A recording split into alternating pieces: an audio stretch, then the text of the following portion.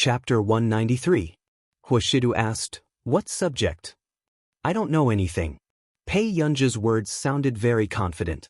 Huashidu had always known that this young lady was very smart. If her results were not good, it was very likely that her foundation was weak. However, it was not easy for the young lady to study obediently and make up for her past homework. "Then can I go back later?" Huashidu's eyes darkened even more, but there was a casual joke in them. Yuhan Ran, who had been eavesdropping, really felt that he almost did not recognize Huashidu in front of him. Was Master Du blooming after 10,000 years? He actually knew how to tease young ladies?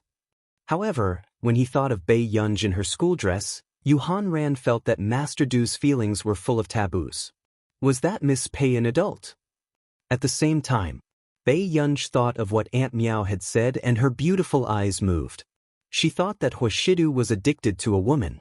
Therefore, his first impression of Yuhan Ran was automatically reduced to not a good person. "Brother, are you very happy outside?" Hearing this, Huashidu laughed hoarsely. His upturned eyes were charming and ostentatious. "Well, brother, you must come home at 10:30. Bei Yunj thought for a moment and rested her chin on her hand with a smile. She reminded him kindly, "Also, brother, don't pick the wild flowers by the roadside." With that said, she hung up. In the private room, Yuhan Ran looked at Huashidu, who seemed to have something to say, and suddenly realized something. Their Master Du had been hung up on by a young lady. Master Du looked. Young ladies are like this. They're straightforward. How can there be a 26-year-old woman who's flirtatious and sensible? Yuhan Ran hugged his female companions and leaned close to their necks to flirt. Although his female companions were giggling, they stared at Huashidu with a burning gaze. But in the next moment, Huashidu picked up the suit jacket at the side and walked out with his slender and abstinent legs. "Master Du? Where are you going?" Seeing this scene, Yuhan Ran was shocked. "Don't we still have a meal? You can handle it." With that, Huashidu pushed open the door, leaving behind a quickly disappearing figure. "Master Du likes young girls?" One of the female companions couldn't help but ask as she stuck close to Yuhan Ran. "I say, baby, don't even think about him." Yuhan Ran touched her chin, but his smile didn't reach his eyes. Smart girls shouldn't seek their own deaths. Hearing this, the female companion shuddered and hurriedly nodded. Seeing this, Yuhan Ran also regained his leisure as if nothing had happened just now. In the living room, Bei Yunj glanced at the completed homework, and her eyelids twitched unconsciously. In the end, he could only pretend to flip open the practice questions at the back and pretend that he hadn't touched a single word. However, after that, Bei Yunj recalled that Huashidu should not be back so soon. She did not heave a sigh of relief. On the contrary, there was a faint feeling of displeasure. It was as if something she liked had been taken away by someone else. However, very quickly, Pei Yunj did not take these emotions that she had never felt before to heart. Instead, he continued to organize the information and prepare for the next project. Half an hour later, this was the third time Aunt Miao saw a certain Pei not far away. He quietly picked up his phone, looked at the time, and quietly put it down. Seeing this. Chapter 194. Aunt Miao was about to speak when Huashidu gestured for her not to speak. Bei Yunj, who had nothing left, picked up her phone again. She looked at the time on the screen and fell into deep thought. It was 8 o'clock. This man did not return home even at 10 o'clock. Suddenly, Bei Yunj began to understand how Huashidu felt when he caught her out of the bar. Pei Yunj closed the laptop immediately. However, she never thought that when she looked up, she would see the handsome and dignified man with one knee slightly bent. His slender and well-defined fingers inadvertently loosened the collar of his shirt. He looked lazy and seductive. At this moment, Bei Yunj's gaze followed the man's sexy Adam's apple and the mole. A mole in that position. He was too lustful. Not long after, she looked away slowly. Bei Yunj said, "Brother, you came back quite early." "Really? I thought Yun Yun was scolding me in her heart." Huashidu's gentle gaze landed on her and he chuckled in a low and hoarse voice. His deep and magnetic voice tickled her eardrums. It was simply fatal. Bei Yunj raised her head and smiled. It's rare for brother's old house to catch fire. Old house? Hwashidu asked. Bei Yunj thought for a moment. Suddenly, she leaned against the coffee table with both hands and cupped her cheeks. Her beautiful eyes curled up as she looked straight at the man's heart. It's the only place on brother's body that can hide people. Hearing this, the man's unreadable gaze landed on her. After a while, his eyes gradually darkened as if he was intoxicated, but he was staring straight at her. Hwashidu's thin red lips curled up. He reached out lazily and gently pinched the back of her neck. His low voice was hopelessly sexy. It was ostentatious, frivolous, and playful. So, were you the one who started the fire, little baddie? This ambiguous gentleness pierced right into her heart. It made people's hearts go numb. At this moment, Bei Yunj also froze. Why did this man make people feel that he was seductive and lustful? Uncontrollable. The image of this man in bed appeared in Bei Yunj's mind. It was simply fatal. Brother, have you eaten? Bei Yunj subconsciously changed the topic. No, I have to rush back to look at the flowers at home. The man smiled faintly. I take care of them every day. They are much more delicate than the wild flowers outside. Bei Yunj accidentally met with his unwavering eyes to look at her. As twos a little. She stood up and went to look for Aunt Meow. As twos. Seeing this, Hwashidu chuckled nonchalantly. Then he leaned back on the sofa and unbuttoned 2 buttons. Ants. Bei Yunj was still tutored for half an hour before she went upstairs to sleep. The next day, Hungda High School. Why did they all to? The moment Bei Yunj returned, she found that everyone was in a hurry. Today's the exam. Lu Yuanci said naturally. When did you find out? Bei Yunj did not know which examination hall she was in. Just now. Lu Yuanci patted her shoulder. It's okay, deskmate. I won't be surprised no matter how much you score. After all, she was someone who had joined the class by donating a building to Hungda. Bei Yunj asked. How much can you score? I can't pass the total score. Chapter 195. Hearing this, Lu Yuanci felt Bei Yunj's gaze on him with faint disdain. Lu Yuanci was speechless. They were about the same and she dared to despise him? Actually, I'm very good at foreign languages. Lu Yuanci immediately clarified with a proud expression. It's easy for me to get more than 140 marks. After all, Lu Yuanci grew up overseas and returned to the country in the 2nd year of junior high. You're amazing. Bei Yunj replied casually as she searched for her stationery in the drawer. Lu Yuanci's competitive spirit was immediately aroused. You don't believe me, right? This time, I'll let you realize what a true genius is. With that said, Lu Yuanci left for the examination hall in high spirits. However, Bei Yunj's eyelids moved.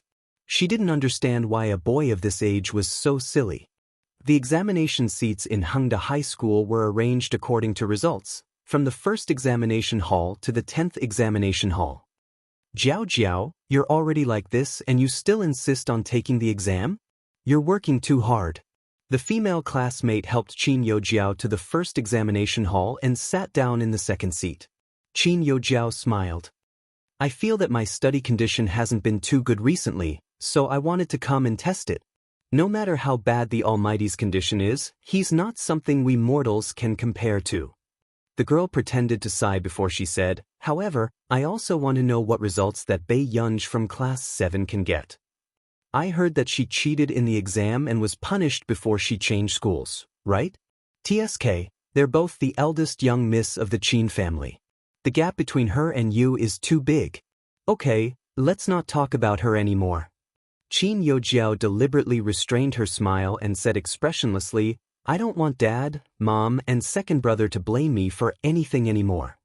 When this scene landed in the eyes of others, it made them remember those especially mean words to Qin Yojiao online. Qin Yojiao had only posted a post and didn't cause any substantial harm to Bei Yunj. Besides, she had apologized sincerely. Was there a need for those people to insist on it? At this thought, many people even felt that Bei Yunj was not a good person. At the very least, Qin Yojiao had already apologized and deserved to be scolded so badly. Why wasn't Bei Yunj coming out to help her? Jiao Jiao, you don't have to feel guilty. Even if Director Lin is not interested in money, what about Bei Yunj? The female classmate's expression was disdainful, but it was difficult to hide her jealousy in her tone. She was brought up by Director Lin, but doesn't she still want to return to the Qin family? I don't believe that she's doing this for the sake of kinship. In the end, she's still here to compete with you for the family property. Okay, you should go to the examination hall quickly too. Qin Yojiao sighed helplessly. I'll take my leave then. After the female classmate left, Qin Yojiao smirked at the thought of the parent-teacher conference next week. She really couldn't miss this monthly test. She wanted her second and third brothers to see clearly how unworthy Bei Yunj was to return to the Qin family. Bei Yunj was not familiar with Hengda. When she entered the examination hall, she realized that Lu Yuanxi was still sitting next to her. She glanced at Lu Yuanxi, who was sleeping on the table, and her eyelids moved. She walked over and knocked on his table. Lu Yuanxi, you're sitting in the wrong seat. However, Lu Yuanxi clearly did not expect that there would be a day when he would have to give up his position after sitting in the last place for more than a year. Are you getting up? There was a hint of impatience in Bei Yunj's beautiful eyes. Lu Yuanxi held back his laughter and slowly moved up a seat. Bei Yunj was speechless. Chapter 196. It was probably because the last 40 students were more fixed. As a result, there was suddenly an eye-catching girl who attracted a lot of attention. However, when the invigilator handed out the papers, the students' attention was diverted and their faces gradually became dejected. At this moment, Bei Yunj glanced at the paper and was about to answer the questions when she remembered how Huashidu patiently taught her the questions yesterday. She stopped writing and thought for a moment. After about 10 minutes of writing, she leaned on the table to rest. After a whole day of exams, Lu Yuanxi was still full of confidence in himself. He turned and asked, "Deskmate, how did you do?" "Barely," Bei Yunj said slowly. Hearing this, Lu Yuanxi looked at her with pity. He couldn't bear to expose Bei Yunj's stubbornness. "Don't worry, I'll still choose you next time when we change seats according to the results." Bei Yunj, after school. Bei Yunj had just left Hengda High School when she was stopped by someone. Good. Bei Yunj turned and saw Mr. Qin walking towards her, attracting a lot of attention. Although Mr. Qin was in his 40s or 50s, he didn't look old. He was wearing a neat suit and his elegant eyes were calm and wise. "What's the matter?" Bei Yunj raised her eyebrows. Her naturally smiling eyes didn't have any warmth. "How have you been recently?" Mr. Qin looked uneasy and his throat was dry. "Jiao Jiao doesn't live with your third brother anymore. Why don't you move back home?" During this period, Mr. Qin had thought a lot. He suddenly realized that he owed his daughter a lot. Ever since Bei Yunj returned home, he had only said a few words of concern, but he had never fulfilled his responsibility as a father. And Mrs. Qin was even worse. "Mr. Qin, I'm doing very well now and I don't plan to go back." Bei Yunj's eyes were similar to Mrs. Qin's, but they were brighter and more flamboyant. "If you can take care of your daughter and wife, I'll lead a better life." Hearing this, Mr. Qin's body froze. The corners of his lips moved subconsciously. "Oh, you're also my daughter." Before Mr. Qin could finish speaking, he saw Bei Yunj's calm and composed expression. In an instant, his face burned, and he lost his voice. He had no right to say that Go was his daughter. "Go, if you don't like Jiao Jiao, then I won't let you see her so much in the future. I know about what happened on Tieba, and I understand that you have been wronged." Mr. Qin's lips moved, but his voice softened as he muttered, "But she's still my daughter. I hope you don't hate her." However, Bei Yunj sneered when she heard this. When Father Qin heard this, it was a little jarring. Then she said casually, "Mr. Qin, no matter whose daughter Qin Yojiao is, she has to pay back the debt she owes." When Mr. Qin heard this, his heart tightened, and his expression became even more miserable. However, when Bei Yunj saw this scene, she was still indifferent. "Don't look for me in the future. I'm very busy." Bei Yunj's tone was cold. With that said, she was ready to leave. Suddenly, tomorrow night is old Madame Lu's birthday. Are you still going? Mr. Chin's eyes were filled with anticipation. Bei Yunj looked up, her face expressionless. It's the last time. From now on, anything in the Chin family has nothing to do with me. With that said. Chapter 197. Mr. Chin watched as Bei Yunj left. He opened his mouth, but he could not make a sound. His hands clenched into fists helplessly. At this moment, Bei Yunj walked through the crowd. She had only taken a few steps when she suddenly stopped. The man standing under the green shadow casually bit on a cigarette. It made people feel that he was in a romantic mood. But in the next moment, the man's gaze fell on her unwaveringly. His knuckled hand clamped down on the cigarette, and the corners of his lips curled up. A pair of cold and indifferent eyes were staring straight at her. It was a coincidence. Bei Yunj walked towards him and her gaze unconsciously landed on the mole on his Adam's apple. She had an inexplicable urge to touch it. After this thought flashed through her mind, Bei Yunj realized that her hand was already in midair. Very quickly, Bei Yunj reacted and immediately retracted her hand. But who would have thought? At this moment, the man looked down at her casually. His eyes were so dark that they could not be seen clearly. Suddenly, Bei Yunj heard a hoarse and magnetic laughter above her head. It sounded as if it was about to hit the girl's heart ruthlessly. She could not avoid it. Her heart skipped a beat and she instinctively looked up. "Brother!" At the same time, Hoshidu suddenly reached out and gently grabbed her wrist. Then, he nonchalantly threw away the cigarette between his fingers on his other hand. Before Bei Yunj could react, he pulled her wrist gently. With a quick step, she bumped into the embrace of the cold fragrance floating in the air. "Have I not hugged you enough in the past?" Hoshidu rubbed the back of her head gently with his palm. His lazy and frivolous voice and ambiguous gentleness tickled her ears. It was only when she was brought into the car that Bei Yunj realized what was going on. When she reached out to him just now, Hoshidu must have mistakenly thought that she wanted to hug him but did not dare to. So, Bei Yunj asked belatedly, "Brother, did you see it just now?" Hoshidu did not hide it and answered indifferently. Just now, he had seen Bei Yunj and Mr. Chin talking not far away. It was also a rare sight for him to see the little girl's cold expression.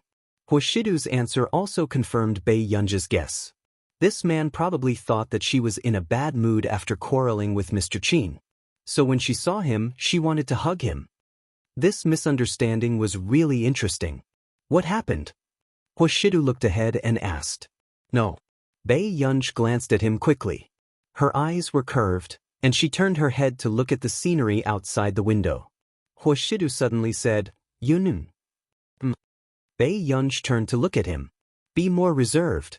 Don't secretly smile after taking advantage of your brother." Hoshidu's posture was lazy and light. It was indescribably seductive. His deep and pleasant voice was mixed with the joy of joking.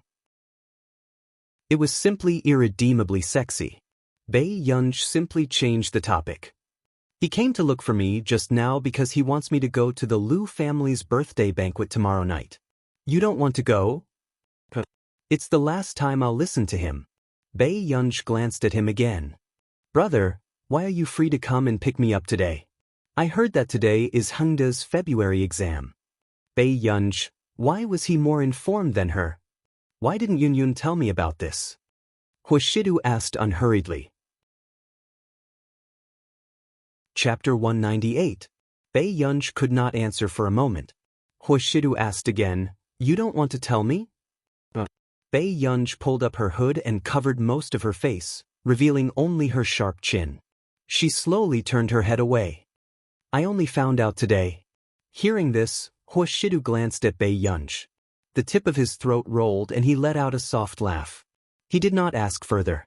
This child was really difficult to control. The next evening, Bei Yunj went straight to the Lu family. At the Hua Corporation. In the office. "Master Du, Miss Pei is going to the Lu family today. Aren't you going to take a look?" Seng Su probed carefully. "I've prepared a gift. Just send it over." Hearing the man's words, Guisu's eyelids twitched. Then why did you keep texting Miss Pei today? You just want Miss Pei to ask you to accompany her. Guisu cursed silently, but he did not dare to show it on his face. Suddenly, a glint flashed across his eyes and he quickly said, "But the Yu family will go. President Yu's appearance will definitely cause another commotion." Commotion? Hoshidu raised his pale eyes and looked at him. His slender fingers tapped on the table casually. It's just that many socialites will think of ways to get close to President Yu. In the past, Sung-Soo had always attended those banquets on Hoshidu's behalf. He naturally knew how popular Yu Hanran was to those socialites and young ladies. As long as there was competition, these young ladies who claimed to be of noble status would inevitably be jealous. And people like Bei Yunj, who did not know the socialites in the circle, were the easiest to be ostracized. After a while, Sung-Soo saw that Hoshidu did not speak and said, "President Yu knows Miss Pei and will definitely go up to greet her. When that time comes, Miss Pei would become a thorn in his side."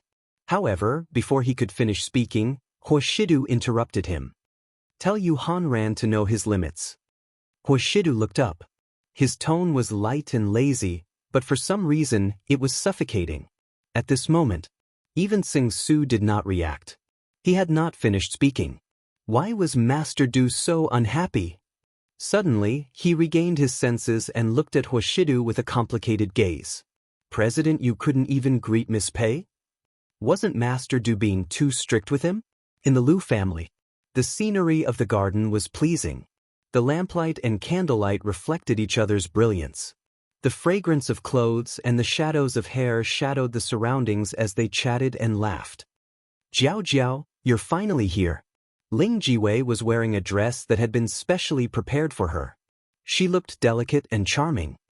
"My legs, to thank you so much to come all the way here."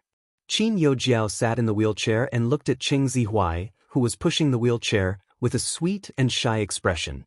"SSS twos to mais to est to. Of course, it's of hurtis." Qin Yojiao had just finished speaking when suddenly, someone put a suit jacket over her shoulders. She turned around and saw Cheng Zihuai smiling as he said, "The wind is so strong. Don't catch a cold." "Aren't you being too biased, Senior Cheng? I'm wearing less than Jiao Jiao. Why aren't you draping it over me?" Ling Jiwei teased. Jiao Jiao is weak. Although Cheng Zihuai said this, his gaze was gentle as he looked at Qin Yojiao. Chapter 199. Tisk, I'm just strong. With that said, Ling Jiwei said enviously, "In the past, I always saw Jiao Jiao and Senior Cheng quarreling. Now that I can see the two of you being so sweet, I'm very happy too." At this point, Ling Jiwei suddenly thought of the person in her class. She changed the topic and laughed coldly, lest some scheming people think of ways to be the third party. Hearing this, Cheng Zihuai's eyes darkened and he did not clarify. Actually, he had deliberately approached Bei Yunj back then to make Qin Yojiao jealous. Although he knew that Bei Yunj had always had a crush on him, Qin Yojiao sized up the people around her casually. "Okay, stop talking. Bei Yunj will be here today too." Ling Jiwei's eyes widened and she could not help but laugh coldly. What right does she have to come? Is this a place she can come to? Bei Yunj was completely incompatible with their circle. Which socialite would be willing to interact with someone like Bei Yunj?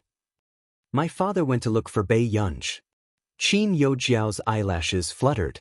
She was wearing a long white dress and looked pitiful. "Uncle Qin is too kind to let Bei Yunj do this." With that said, Ling Jiwei suddenly thought of something and looked at Qin Yojiao excitedly.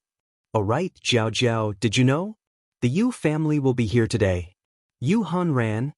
Qin Yojiao's eyes flashed as she remembered that Yu Hanran and Hoshidu had gone to the Qin family last time for Bei Yunj. She clenched her fists unconsciously. "That's right. However, there's also the eldest young miss of the Yu family. I heard that President Yu has a very good relationship with Miss Yu." Ling Jiwei was still eager to try. Her excitement could be heard in her voice. "That's the Yu family. A true top aristocratic family. How great would it be if I could be friends with Miss Yu?" Miss Yu rarely appears at these gatherings. She might not like to make friends. Although Qin Yojiao said this, her thoughts were the same as Ling Jiwei's. If she could make friends with Miss Yu, her status in the circle would also rise. It would also solidify her identity as the eldest daughter of the Qin family. At this thought, Qin Yojiao also comforted herself. Yu Hanran was obviously not familiar with Bei Yunj, and that Mr. Hua, even if he really wanted to protect Bei Yunj, it was just out of interest. Bei Yunj couldn't get close to the Hua family at all. At this thought, Qin Yojiao heaved a sigh of relief secretly and said gently to Ling Jiwei with a smile, "However, if you want to get to know Miss Yu, I can help you." "Really? Jiao Jiao, I told you you're my best friend." Ling Jiwei was overjoyed. Meanwhile, on the way, Yu Hanran walked in front expressionlessly. His handsome face was dark. "You Manran, you're getting bolder and bolder, aren't you? You've been in the entertainment industry for a few years and you're still a D-lister. How dare you challenge me?" Unable to take it anymore, he turned around and looked at Yu Manran, who was wearing earphones. "You're the D-lister?" Yu Manran exploded. Yu Hanran smirked and said mockingly, "Among all the girlfriends I've had, there's no one worse than you." Yu Manran couldn't take it anymore and dug out the hot sales of his new album. "Did you see that? I'm already starting to become popular. I'm #1 on the half-year chart." Chapter 200. Yu Manran took a deep breath and looked at him with a fake smile. "I haven't asked for money from my family for several years." "Oh, you've been in the dark for so long." Yu Hanran raised his eyebrows. "Fortunately, you were strong-willed back then and didn't choose to expose your identity. Otherwise, our Yu family wouldn't be able to afford to lose this face. I can't be bothered with you. I'll stay for 20 minutes today." Yu Manran was so angry that he didn't want to talk to him. He rolled his eyes and said arrogantly. She didn't want to make friends with those arrogant people in the industry. Each of them was more annoying than the other. "If I find out that you're gone when we leave the banquet today, don't blame me for buying over that lousy company of yours." Yu Hanran also laughed angrily, not wanting to continue talking to this annoying sister. He glanced at Yu Manran with disdain and suddenly thought of the little girl beside Huashidu. The way she called him older brother softened his heart. It was no wonder that Master Du liked little vixens so much. Who wouldn't like them? "Yu Hanran, how dare you?" "It's good to change it to a square park," Yu Hanran said faintly. Yu Manran was speechless. "Brother, I was wrong." Seeing Yu Manran admit defeat, Yu Hanran snorted and deliberately messed up her hair before he stopped and left. "This be asterisk starred." Yu Manran gritted his teeth and entered the banquet in his high heels as if he was here to seek revenge. On the marble ground of the garden, there was a grand piano. Qin Yojiao was carried to the piano cushion by Cheng Zihuai in public, causing many young ladies who were familiar with Qin Yojiao to be envious. "I'll listen to you play from the side." Cheng Zihuai smiled and said gently. Qin Yojiao nodded with a red face. It was only after Cheng Zihuai left that Ling Jiwei bent down and whispered into Qin Yojiao's ear, "Miss Yu is already here. I heard that she's very interested in piano. Jiao Jiao, we'll have to rely on you." Hearing this, a smile appeared on Qin Yojiao's face. She only played the piano keys casually and nodded. "Don't worry." She would seize this opportunity to make the young lady of the Yu family interested in her. So, the sound of the piano gradually rang out. It was an unfamiliar tune that he had never heard before, and it was especially eye-catching. Everyone turned to look at the girl in a white dress who was playing the piano. Her appearance was elegant and refined, leaving a deep impression in one's mind. In the next moment, even Yu Manran, who had just arrived at the banquet, was stunned when he heard the skillful and pleasant sound of the piano. She was attracted to the sound of the piano and saw the person playing it clearly. Qin Yojiao was indeed worthy of the title of a young pianist and was indeed a talented young girl. However, at this moment, the first person that Yu Manran thought of was Bei Yunj.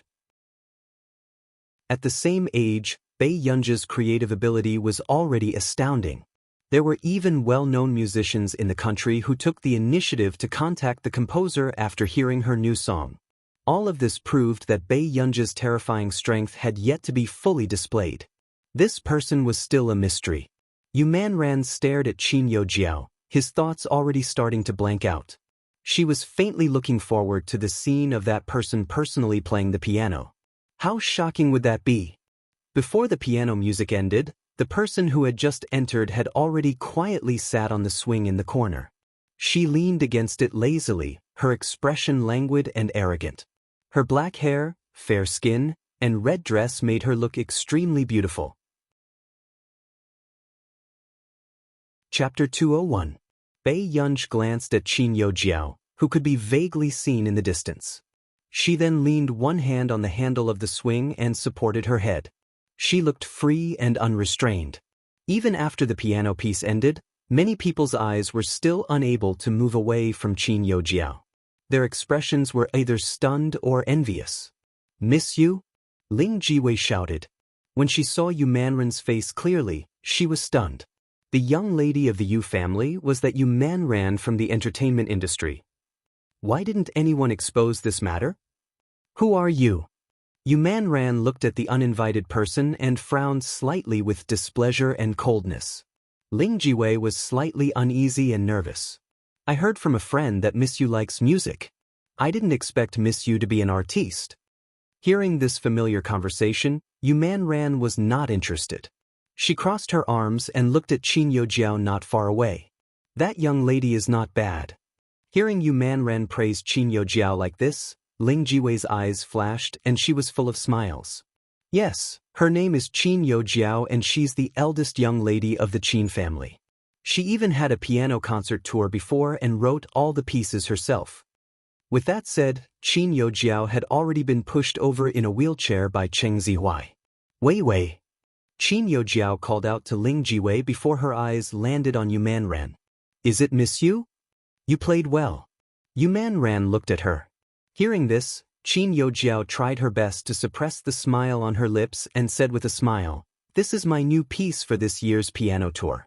If Miss Yu is free, you can come and listen to it." Because of Qin Yojiao's piano skills, Yu Manran was indeed not as uninterested as when he first came to the banquet. Qin Yojiao had also pulled herself into a relationship with Yu Manran intentionally or unintentionally. At this moment, Ling Jiwei suddenly spoke, her tone gloating.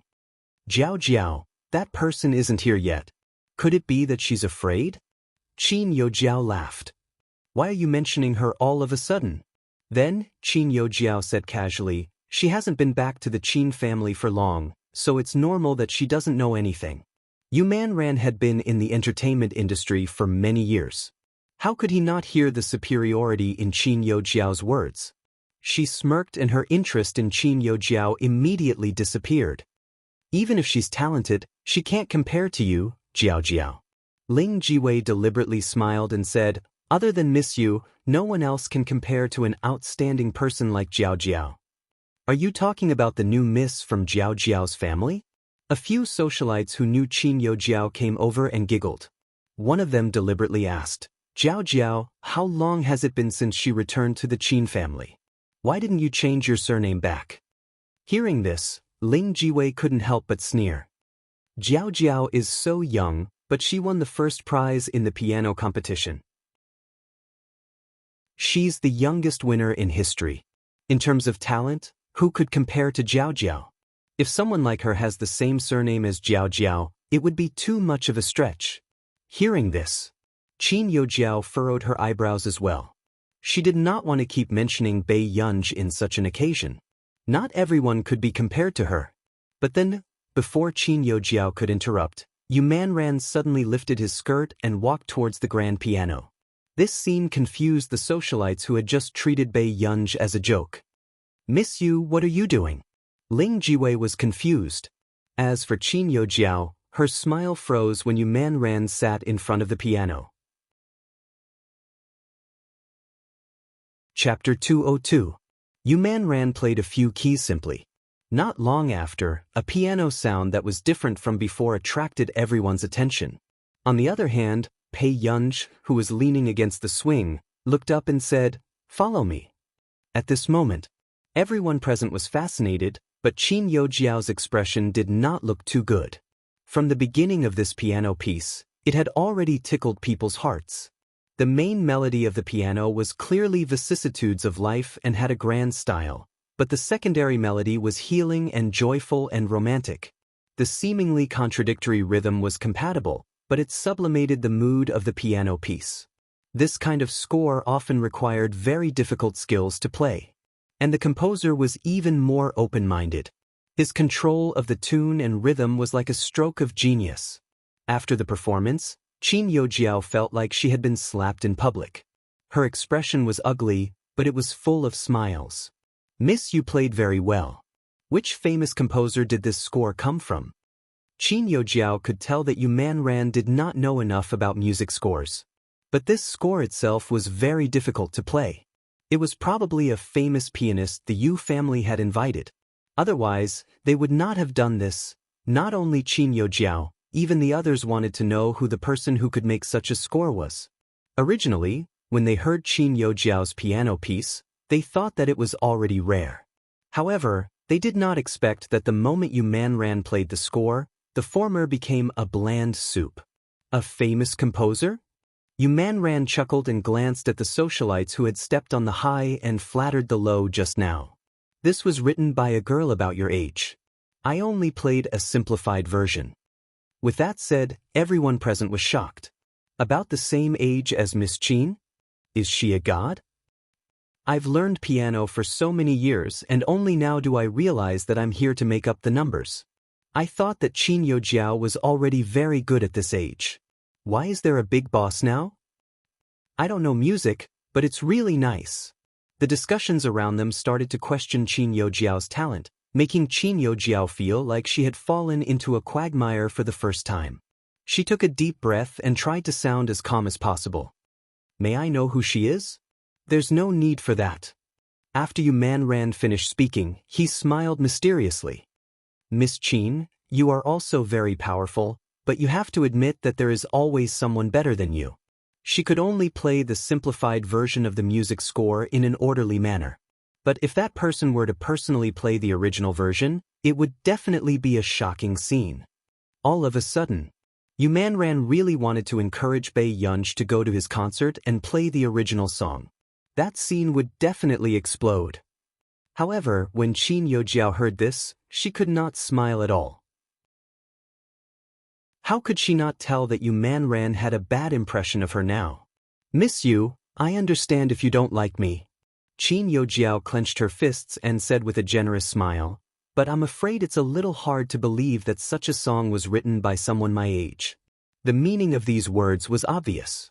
She was questioning the truth of Yu Manran's words.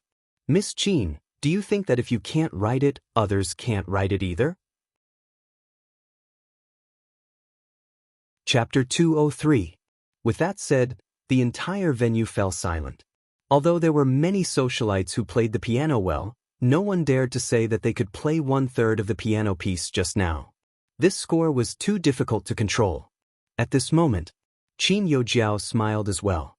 "Miss Yu, I didn't say this on purpose, but there are some things that sound ridiculous." At this moment, many people agreed with Qin Yojiao's words.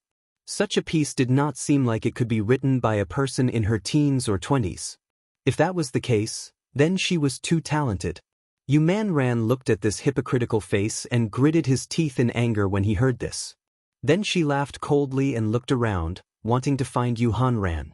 No one knew that Yu Hanran had a strong memory for music. Usually, after listening to a piece once, he could play it perfectly. But at this critical moment, Yu Hanran actually King disappeared for her. Yu Manran's expression darkened.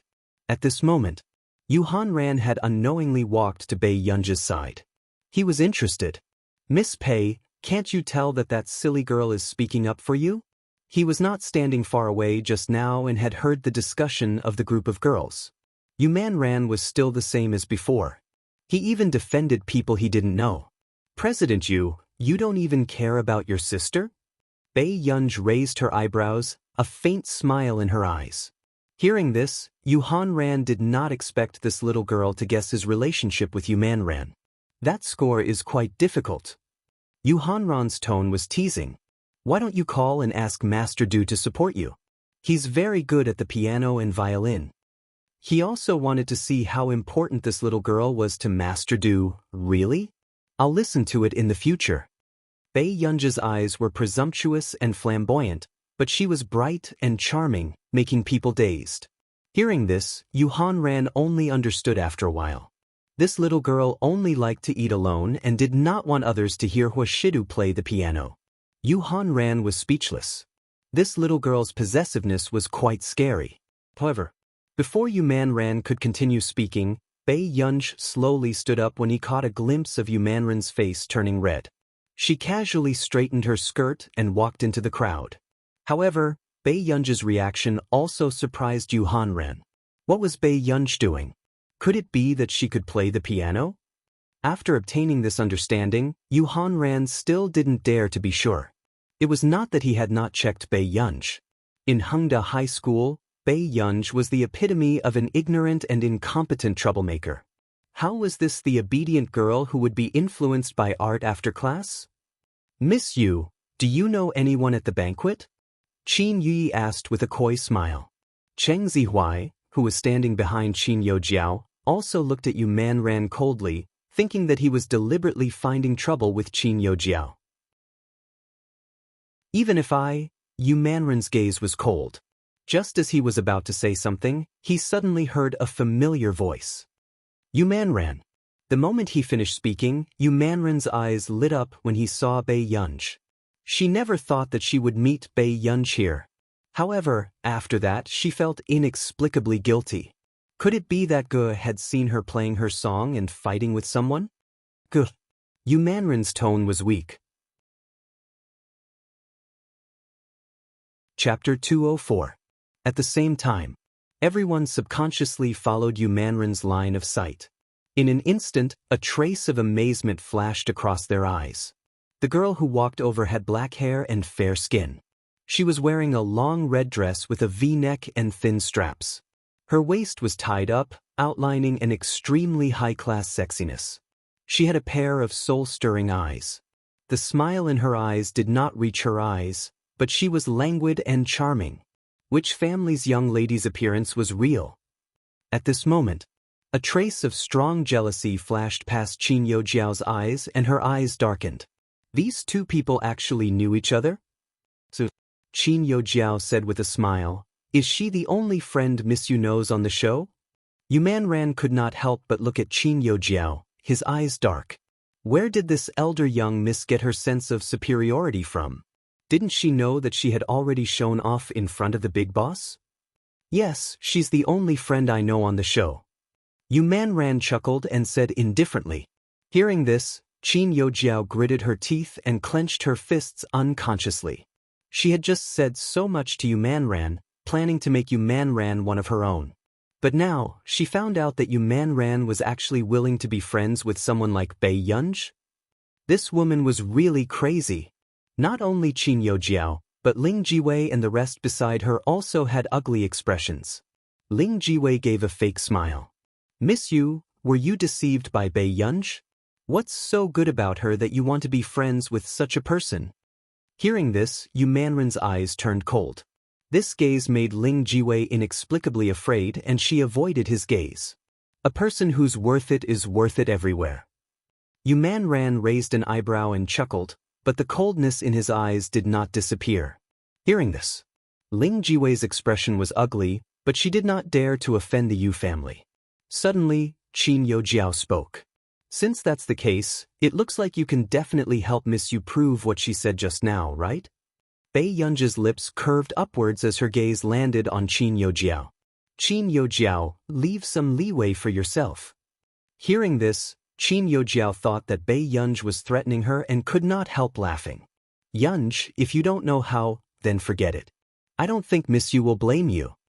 Qin Youjiao's intention to drive a wedge between Bei Yunj and Yu Manran was obvious. Bei Yunj turned her head and looked at the pitiful Yu Manran. The corners of her eyes twitched slightly. Suddenly, Bei Yunj. Cheng Zihuai had an impatient expression as he warned coldly, don't embarrass the Qin clan. Cheng Zihuai, There are so many people here. Can't you say something human? Bei Yunj glanced at him lazily and said unhurriedly. Cheng Zuai's handsome face darkened. Did this woman really think that it was so easy to enter the Hua family? She was actually so arrogant. Bei Yunj ignored him and walked towards the grand piano. She lifted the hem of her silk dress slowly and sat by the piano. 1/3, right? Bei Yunj's red lips curved and her slender legs were crossed under her dress. They were so fair that they were dazzling. Just sitting in front of the piano was a type of charm. Yes. If I can prove it for her, will you apologize to her too? Bei Yunj asked. Of course, but if you can't prove it for her, then apologize to me on behalf of Miss Yu. Qin Youjiao did not hesitate. Even she could not do this condition. Sure. Bei Yunj snorted and her slender fingers slid across the black and white keys.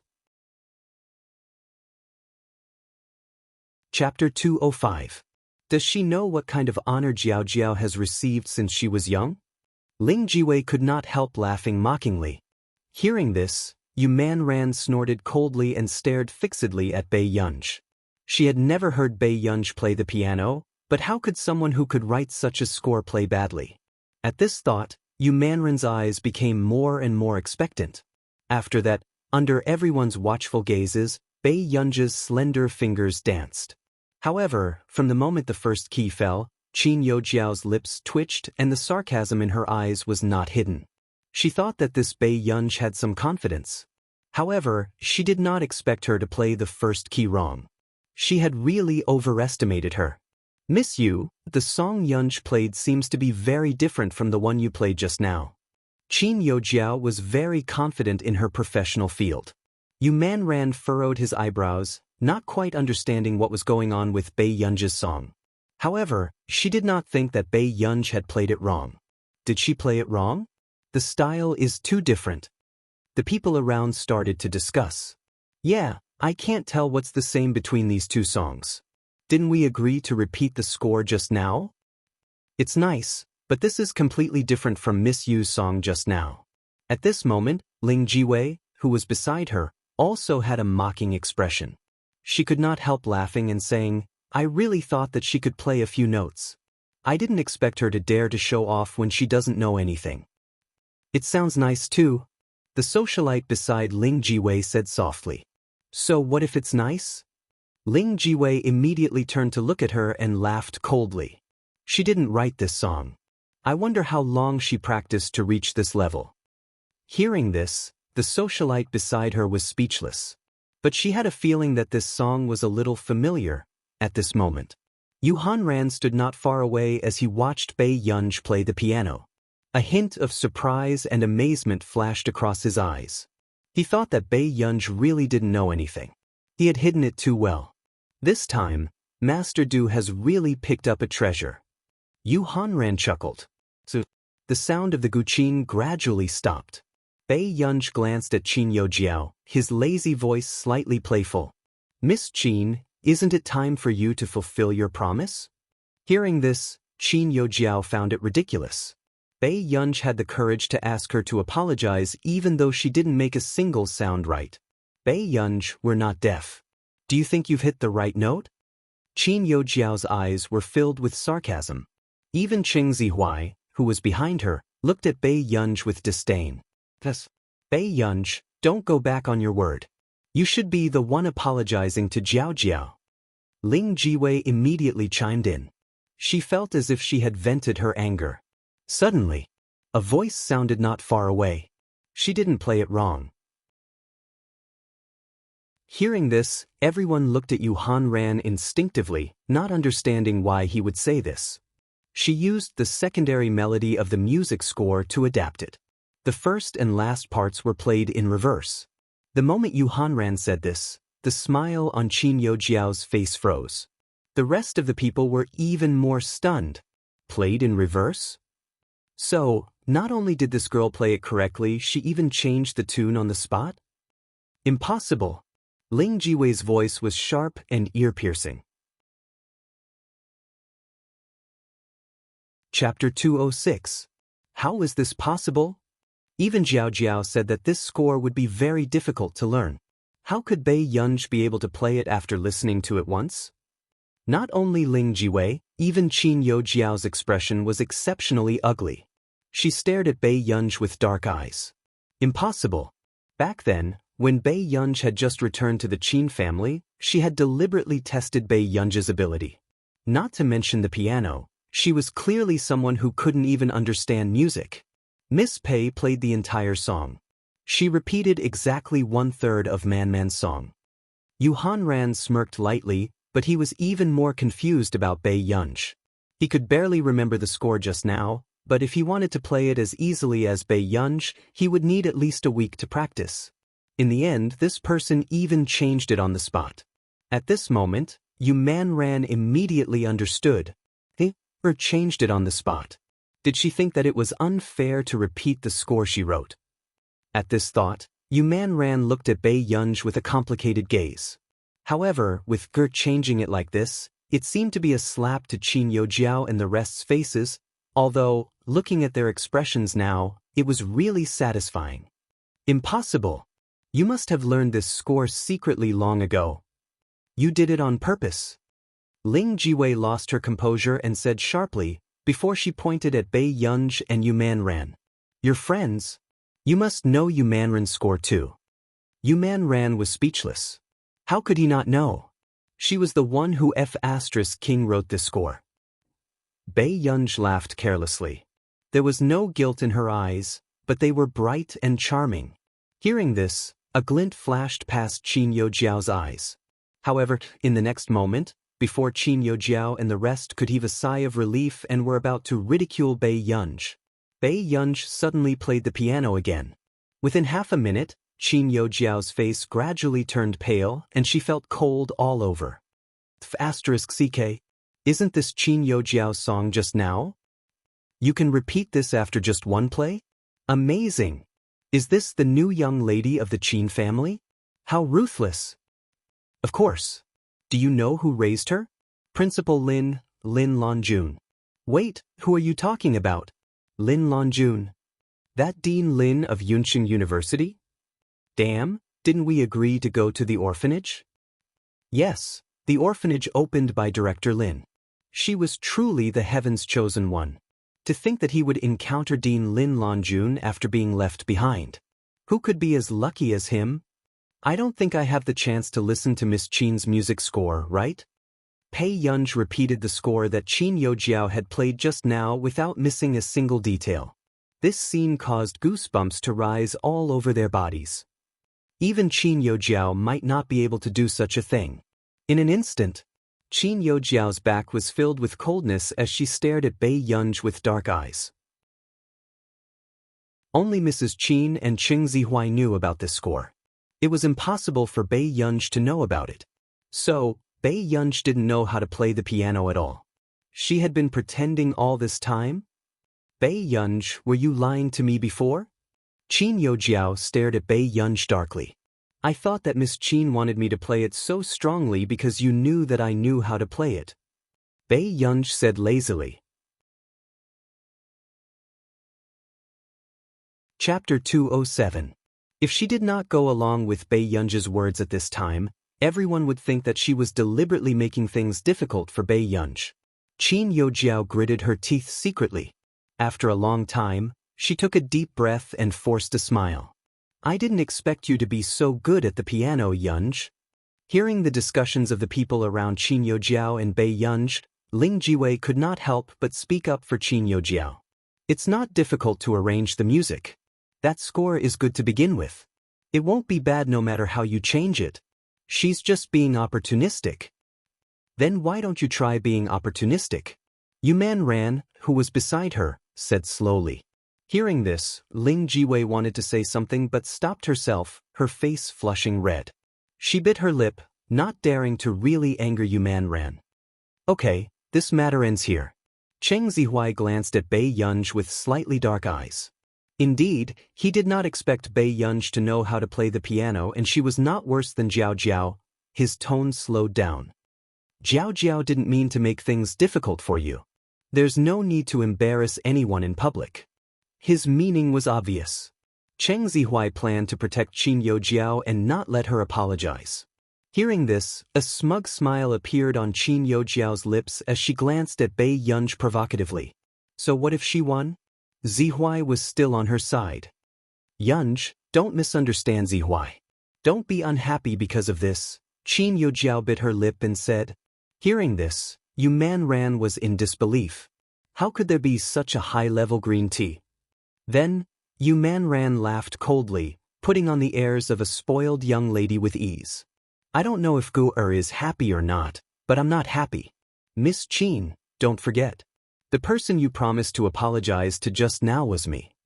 Hearing this, Qin Youjiao's expression froze. Bei Yunj, what do you think of this? Cheng Zihuai suddenly asked. He had been staring at Bei Yunj. This was the first time he had lowered himself to talk to her. If it was in the past, Bei Yunj would have been so happy that she would not care about anything else. I think it's better for you to shut up first. Bei Yunj spoke slowly and Cheng Zihuai's face turned ashen when he heard this. Bei Yunj did not even look at Cheng Zihuai as he said unhurriedly, President Yu, your sister is being bullied. Aren't you going to do anything about it? Yu Hanran, who was about to watch the show, this girl was really too vicious. She treated others as tools and used them so skillfully. Yu Hanran had no choice but to step forward and walk to Yu Manran's side. He glanced at Yu Manran. Before Yu Manran could feel touched, he sneered. Yu Hanran was still flirtatious. He raised his glass of red wine to Cheng Zihuai and looked a little negligent. He raised his eyebrows and said, A child of the Qing family? Cheng Zihuai moved his lips but did not speak. This person's aura was a bit similar to the person from the Hua family. Although it was not that oppressive, it still made him feel a little uncomfortable. Yu Hanran's smile did not reach his eyes. Although I don't like to use my status to suppress people, Man is my family's only elder young miss after all. If the Qing family finds out that you slapped the Yu family's face in public for a little sister, will they be able to sleep? Yu Hanran gave people the feeling that he was a smiling tiger. But he could pounce over and bite someone's throat at any moment. In this venue, only Bei Yunj dared to use Yu Hanran as a tool. At this moment, Cheng Zihuai's face turned red, as if he had been mocked in public. Chapter 208. Seeing this, Qin Youjiao could not help gritting her teeth and glancing at Bei Yunj gloomily. How could she not know that the Yu family was more powerful than the Qing family? After all, that was an aristocratic family that could even talk to the Hua family. She looked at Cheng Zihuai's handsome face and knew that Cheng Zihuai could not help her anymore. Qin Youjiao gritted her teeth and could only hold it in. I spoke inappropriately about this matter and made Miss Yu unhappy. I'll apologize to Miss Yu here. She looked at Yu Manran. After mentally preparing herself, she took a deep breath. I'm sorry, Miss Yu. I shouldn't have doubted you in public. The different gazes around made Qin Youjiao feel that she had embarrassed herself today. Seeing Qin Youjiao apologize, Cheng Zihuai felt like he had been humiliated in public and looked at Bei Yunj with dark eyes. He could not touch the Yu family. However, Bei Yunj was the one who started all of this. Cheng Zihuai clenched his fists. As long as he entered the A.M. Computing Institute and developed the Chung Corporation's information technology industry into the top industry in the country, he would make Bei Yunj regret going against him now sooner or later. At this thought, Cheng Zihuai's expression softened and he pushed Qin Youjiao away. Yu Hanran walked in front of Bei Yunj and smiled insincerely. Little girl, shouldn't you thank me for helping you so much? Did Qin Youjiao apologize to me? Yu Hanran was speechless. Why does this little girl look like Master Du? I wonder why Master Du likes a little girl like you, Yu Hanran muttered unconsciously. Hearing this, Bei Yunj suddenly remembered something and smiled brightly. Although I know President Yu's usual habits, I still hope that if President Yu doesn't have anything serious to do, it's best if you don't bring your friends out to play. How could Yu Hanran not tell that Bei Yunj was trying to say that he was a playboy? All of a sudden, Yu Hanran knew why Bei Yunj said that. It was because of the time when he and Huashidu met their business partner at the clubhouse. Little girl, you've really wronged me this time. That time, I had something to discuss. Otherwise, how capable do you think I am to ask Master Du out? Yu Hanran could not help but laugh. In his heart, he was even more curious about Hua Shidu and Hua Jinyao. Originally, he thought it was the big bad wolf and the little white rabbit, but he didn't expect it to be a little fox. Interesting. After listening to the explanation, Bai Yunj raised her eyebrows. She did not expect that she had received the wrong information. I see. Bai Yunj nodded and left after saying a few words. Thank you for your hard work. Yu Han ran. After Bai Yunj left, Yu Man Ran changed into a pair of lower heels and came back. Where's Gu? Where's Gu? Yu Man Ran looked excited. Yu Han Ran glanced at her. When did you meet her? Just last month. Wasn't it because... Yu Man Ran was about to say something, but she was worried about Bai Yunj and shut her mouth. She rolled her eyes and left. It's none of your business. Yu Han ran. After watching this big show, everyone thought that today's gossip would be over. However, they did not expect to see Mother Qin, who was wearing a lake blue cheongsam, appear in front of everyone. Everyone knew that Mother Qin had publicly severed ties with her daughter who had just been found. Chapter 209. The Qin family must have monopolized the gossip business this year. Since the second half of the year, their family has been gossiping non-stop. A baby-faced girl was speechless. Yes, if it were our family, no one would be willing to listen. The baby-faced girl was speechless. Sorry for the interruption. She was not worthy. There were also many guests in the living room. When Mrs. Qin arrived, many rich madams surrounded her. After all, the Qin family's 3 sons and their beloved daughter had always been popular in the circle. Mrs. Qin, you're finally here. Is it only the daughter of the family today? Are the young masters so difficult to invite? A madam joked. It's too difficult to manage the 3 of them. They rarely come home and have their own opinions, Mrs. Qin said with a smile. That's a blessing. All 3 of her sons are so outstanding. That's right. Not to mention the 3 sons, the daughter is also amazing. No one has been able to catch up to our Jiao Jiao since she was young, right? Mrs. Qin did not lose her composure when she heard the flattery around her. She smiled gracefully. Unexpectedly, suddenly, a madam who had just returned from the garden and was obviously not familiar with the news on the internet said frankly, Mrs. Qin's other daughter is also very good, isn't she? I saw her playing the piano in the garden just now. She's even better than Jiao Jiao. Hearing this, the harmonious atmosphere suddenly froze. One of the madams saw that Mrs. Qin's expression was not very good.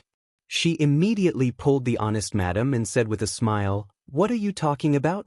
Jiao Jiao's piano skills are one of the best in the circle. The madams present all thought that this honest madam was deliberately bragging about Bai Yunj to curry favor with Mrs. Qin. However, she should have at least asked around and found out that Mrs. Qin and the new daughter had already broken off their relationship. I'm not joking. The madam, who looked extremely young, continued to speak stubbornly. You didn't see it, but the eldest miss of the Yu family and Jiao Jiao only played the zither once, and she played every single one of them. That's amazing. She's really a genius. These words were like a slap to Mrs. Qin's face. However, this madam still looked at Mrs. Qin with approval. Nurture her well. She'll definitely bring more honor to your family than Jiao Jiao.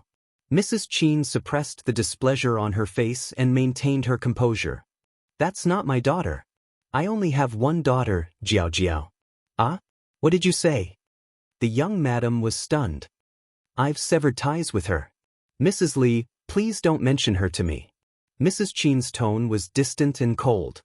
She's so pretty and smart. Mrs. Qin. Mrs. Li thought it was ridiculous. Who wouldn't want to nurture a famous artist? Is Mother Qin crazy? Done. Mother Qin's face darkened and she sneered. What do you mean by learning how to play after listening to it once? I don't even know what tricks she used. Even the madams beside her were at a loss for words. Even if the relationship was severed, Bai Yunj was still Mrs. Qin's biological daughter. How could he splash dirty water on his own daughter in front of outsiders? Mrs. Qin, Mrs. Lee looked at Mrs. Chen's dark face and didn't want to continue being annoying. She could only sigh. That girl was beautiful, had an unbelievably good temperament, and played the piano well. Mrs. Chen didn't know who would be at a disadvantage if she didn't acknowledge such a daughter. Chapter 210. Mrs. Lee sighed. In her heart, she still wanted to build a good relationship with Bai Yunj.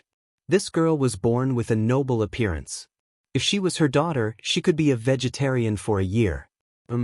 Mrs. Chen, can you give me her contact number? Mrs. Lee stepped on the tiger's tail, her expression still sincere. Mrs. Chen's expression darkened and she only said 2 words. Delete it. At this moment, the other madams were afraid that Mrs. Chen would flare up on the spot. Fortunately, Qin Yojiao arrived not long after. Mom, why are you only here now? Qin Yojiao said with a smile. Hearing this, Mrs. Chen immediately turned around and walked to Qin Yojiao's side, saying with heartache, I already said that the injury on your leg hasn't healed yet, but you still insisted on coming over to celebrate old Madame Lu's birthday. I was training overseas for a year and didn't come to see Grandma Lu. I definitely have to come this time. Hearing this, Mrs. Chen's attention was not on these words. Instead, she noticed Qin Yojiao's red eyes. Jiao Jiao, why are your eyes red? Did you cry just now? Changing the topic, Mrs. Chen's expression darkened. It's Bai Yunj, isn't it? Mrs. Chen, what are you talking about? Miss Pei didn't do anything, Mrs. Lee said unhappily. Hearing this, the other madams looked at Mrs. Lee with admiration. This Mrs. Lee was a tough person. Suddenly, Cheng Zihuai said, Auntie Chen, I'm sorry. I didn't take good care of Jiao Jiao. How can I blame you for this? Hearing this, Mrs. Chen's expression softened, but she hated Bai Yunj even more. As long as she came, Jiao Jiao would be in trouble. Everyone knew who Mrs. Chen was talking about. At this moment, Qin Yojiao grabbed Mrs. Chen's hand. Mom, it's okay. I've done something to let her down before. Mrs. Chen's expression was terrible as she pursed her lips and remained silent. All of a sudden, what's wrong with Auntie Chen? Not far away, someone laughed. Hearing this, the darkness on Mrs. Chen's face disappeared. She went forward to hold the person's hand and said lovingly, Yun Nu, why are you here? This was the eldest young lady of the Yun family and the second daughter-in-law that Mrs. Chen wanted to matchmake. For Qin Yu, Yun Nuk was willing to develop in the entertainment industry. Now, she was a popular celebrity in the industry. I wanted to see Auntie and Sister Jiao Jiao. Yun Nuo looked at Qin Yojiao in surprise. Jiao Jiao, what happened to your leg? It's nothing. I accidentally fell. Qin Yojiao chuckled. Yun Nuo frowned. She had seen the news online too. She didn't know what was wrong with Qin Yu. He was suddenly so good to that new sister. And his relationship with Qin Yojiao seemed to have worsened. Jiao Jiao, what happened between you and your second brother? Yun Nuo asked gently. I don't know either. Second brother might have heard something from someone. Qin Yojiao lowered her head and gripped her skirt tightly. Mother Qin sneered, what else could it be? Someone came back and turned the Qin family upside down. Hearing this, Mrs. Lee restrained herself from arguing with Mrs. Chen. She rolled her eyes elegantly and left with her wine glass. This family seemed to be sick in the head. She was such a good daughter, yet he despised her. Yun Nuo glanced at Mrs. Lee who had left. She didn't know if she should interfere in the Qin family's matters, although she had always had a good relationship with Qin Yojiao. However, this was also to be with Qin Yu. Sister, the desserts here are not bad. Qin Yojiao suddenly took a few macarons for her and revealed the diamond necklace on her wrist intentionally or unintentionally. Chapter 211. A dark look flashed past Yun Nuo's eyes. That was the only one Qin Yu had bought at an auction in our nation. Back then, she thought that Qin Yu would give it to her, but she didn't expect him to give it to Qin Yojiao. This also showed how much Qin Yu loved his sister. At this thought, Yun Nuo concluded that Bai Yunj was too scheming and caused Qin Yu and Qin Yojiao to have a bad relationship. After all, They had been siblings for more than 10 years. At this thought, a smile appeared on Yun Nua's face. She bent down and said to Qin Jiao, "Jiao Jiao, Sister Yun Nua will settle this for you. Just have fun." "Sister Yun Nua?" Qin Jiao frowned, looking very worried. "I'm from the Yun family.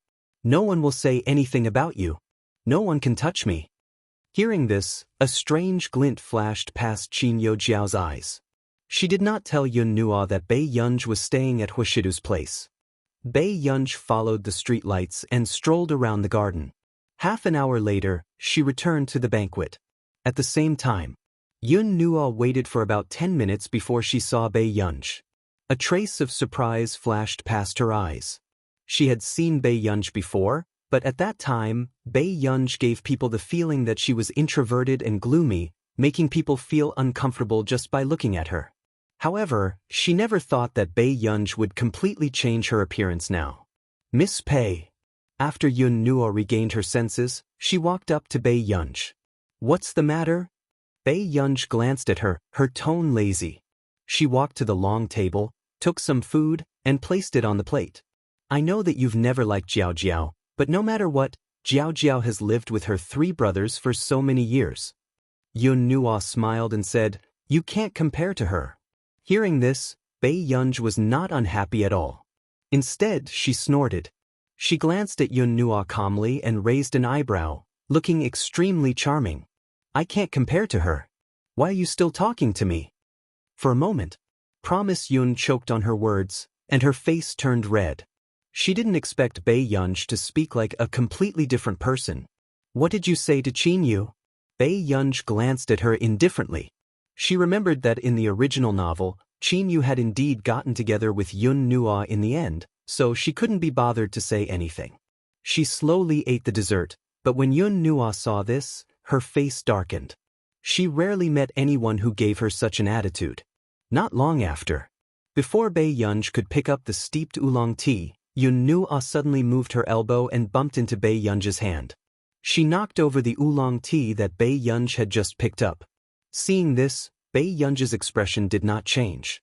Yun Nua smiled and poured a glass of water for Bei Yunj. "Drink some water. Isn't it good?" A moment later, Bei Yunj took the water from Yun Nua. At this moment, the smile in Yun Nua's eyes deepened. However, in the next moment, before Yun Nua could say anything, Bei Yunj suddenly raised the glass of water. She calmly met Yun Nua's gaze, her moist red lips curving. In an instant, a steady stream of warm water poured from Yun Nua's head to her tail. It made Yun Nua scream involuntarily. It also attracted everyone's attention. "Miss Yun, are you awake? If you're awake, take care of yourself in the future." Bei Yunj's eyes were filled with viciousness. If it was the people around Bei Yunj in her previous life, they would all know that although Bei Yunj liked to eat desserts, she had to have tea to relieve her boredom after the meal. Chapter 212. Yun Nua had hit the nail on the head at the right time. Bei Yunj. For the first time, anger surged in Yun Nua's chest. It kept hitting her rationality as she gritted her teeth and stared at Bei Yunj. At this moment, everyone saw that Yun Nua was drenched and standing in front of Bei Yunj in a sorry state. There was also a broken teacup on the ground. It was obvious that this was the prelude to a fight. However, Bei Yunj ignored Yun Nua's presence and walked to the side, drinking her tea slowly. Seeing this, everyone's interest was piqued. Was it that good? However, Yun Nua's expression was distorted. She was so angry that she wanted to raise her hand and teach Bei Yunj a lesson.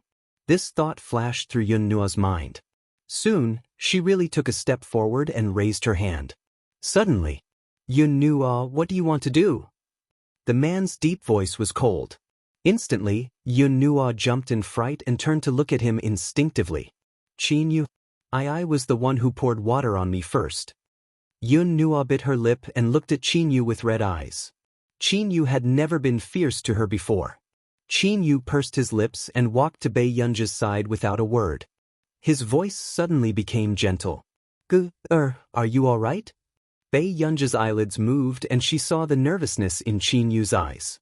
"I'm fine." "Qin Yu, I was bullied. Are you blind? Yun Nua's usual temper flared up and she shouted angrily. If it was before, no matter how unhappy Qin Yu was, he would only ignore her. However, at this moment, she saw Qin Yu slowly turn around, his eyes cold and distant. Stay away from Ger in the future.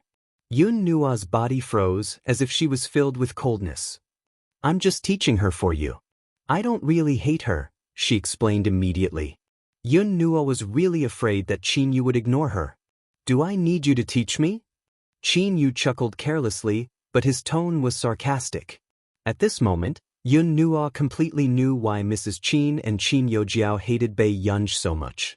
What right did she have to make Qin Yu protect her like this? Even if they were biological siblings, they were just strangers who had only met a few times. Qin Yu, didn't you realize that because of her, your relationship with your family is already bad? Qin Yu's arrogant eyes were filled with impatience. Are you done? If you're done, don't ever appear in front of me again. Qin Yu, how long have we known each other? How many times have you met her? Yun Nua, I'll say it again. I don't like you at all. Don't make me say anything more unpleasant. Let's leave some dignity for each other. Qin Yu rarely embarrassed the opposite sex in public. Although he looked cold and arrogant, he respected girls very much. But this time, Yun Nua had touched Qin Yu's reverse scale. Yun Nua looked at Qin Yu. Seeing that he did not care about their relationship at all, she could not help but tear up. She had never suffered such grievances in her entire life. Sister Yun Nua, why are you crying? Suddenly, Qin Yojiao and Qing Zihuai came over. Qin Yojiao comforted Yun Nua and said softly, second brother won't really ignore you. Sister Yun Nua, it'll be fine in a few days. With that said, a dark look flashed past her eyes. She did not expect Qin Yu to return at this time. She did not expect Qin Yu to not even care about Yun Nua's face. Suddenly, Chapter 213. Hearing this, Yun Nua's face, which was already covered in tears, paled instantly. Qin Yojiao's expression also froze and her hand that was wiping Yun Nua's tears froze. A thought appeared in her mind. Was second brother doing this to slap her face? Qin Yu, I was wrong. Can you not be angry? Yun Nua regretted it in her heart, but she hated Bei Yunj even more for being doted on by Qin Yu. Even Qin Yojiao back then had never made her feel so unbalanced. However, at this moment, Yun Nua was even more afraid that Qin Yu would really refuse to appear on the screen with her. If that happened, their CP fans would definitely drop. They would also definitely sense Qin Yu's cold attitude towards her. You should apologize to my sister, not me. Qin Yu snorted, his tone cold. These words made Yun Nua's face turn red and pale. She was the elder young miss of the Yun family after all. Even if it was Qin Yojiao, she couldn't lower her head and apologize, let alone Bei Yunj. Suddenly, there's no need. Bei Yunj said slowly, Miss Yun, you just have to take care of yourself. Yun Nua gritted her teeth and looked at Bei Yunj angrily. However, when she felt Qin Yu's cold gaze, her expression changed immediately. It's Sister Yun's fault. Sister Yun will apologize to you. Yunj, can you forgive me? Bei Yunj's beautiful eyes relaxed and she looked bright and arrogant. No, Sister Yun. In an instant, the atmosphere was cold and silent. Yun Nua's expression was distorted. If Qin Yu wasn't beside Bei Yunj, Yun Nua wanted to rush up and tear Bei Yunj's face apart. Suddenly, deskmate? A low and casual young man's voice rang out. Bei Yunj turned around and saw Lu Yuanxi wearing a black t-shirt and flip-flops. His hair was messy and fluffy as he appeared in front of her. The boy was tall and handsome. He didn't look sloppy at all. Instead, he looked lazy and cute. Bei Yunj suddenly remembered. The Lu family. No wonder the teachers in the school treated him like an ancestor. Yuanxi, who are you calling? An old lady with a clear voice appeared in front of everyone. Grandma, this is my deskmate. Lu Yuanxi glanced at old Madame Lu, then raised his chin towards Bei Yunj. Your deskmate? A woman? Old Madame Lu's heart skipped a beat. When she turned around and saw Bei Yunj clearly, She was even more shocked. Wasn't this the girl she had tried to blackmail last time? Didn't she still have a son and a very handsome and young husband? Bei Yunj, who met the old madam's gaze, was speechless. To think that there was such a fate. You're not that. Bei Yunj interrupted old Madame Lu with a smile. My name is Bei Yunj. I've met old Madame Lu before. This scene confused Qin Yu and the others. They did not know how the two of them had met. Only Lu Yuanxi rubbed the back of his head and suddenly remembered something. Last month, he had seen his grandma blackmailing a girl on the streets and wanted to introduce her to him. Suddenly, Lu Yuanxi's expression darkened. This old lady had even blackmailed Bei Yunj. Had she gone crazy from missing her granddaughter-in-law? So, old Madame Lu roughly understood what was going on, but she was not angry. Instead, she was full of smiles. Yes, we've met before. The two of us are fated to meet.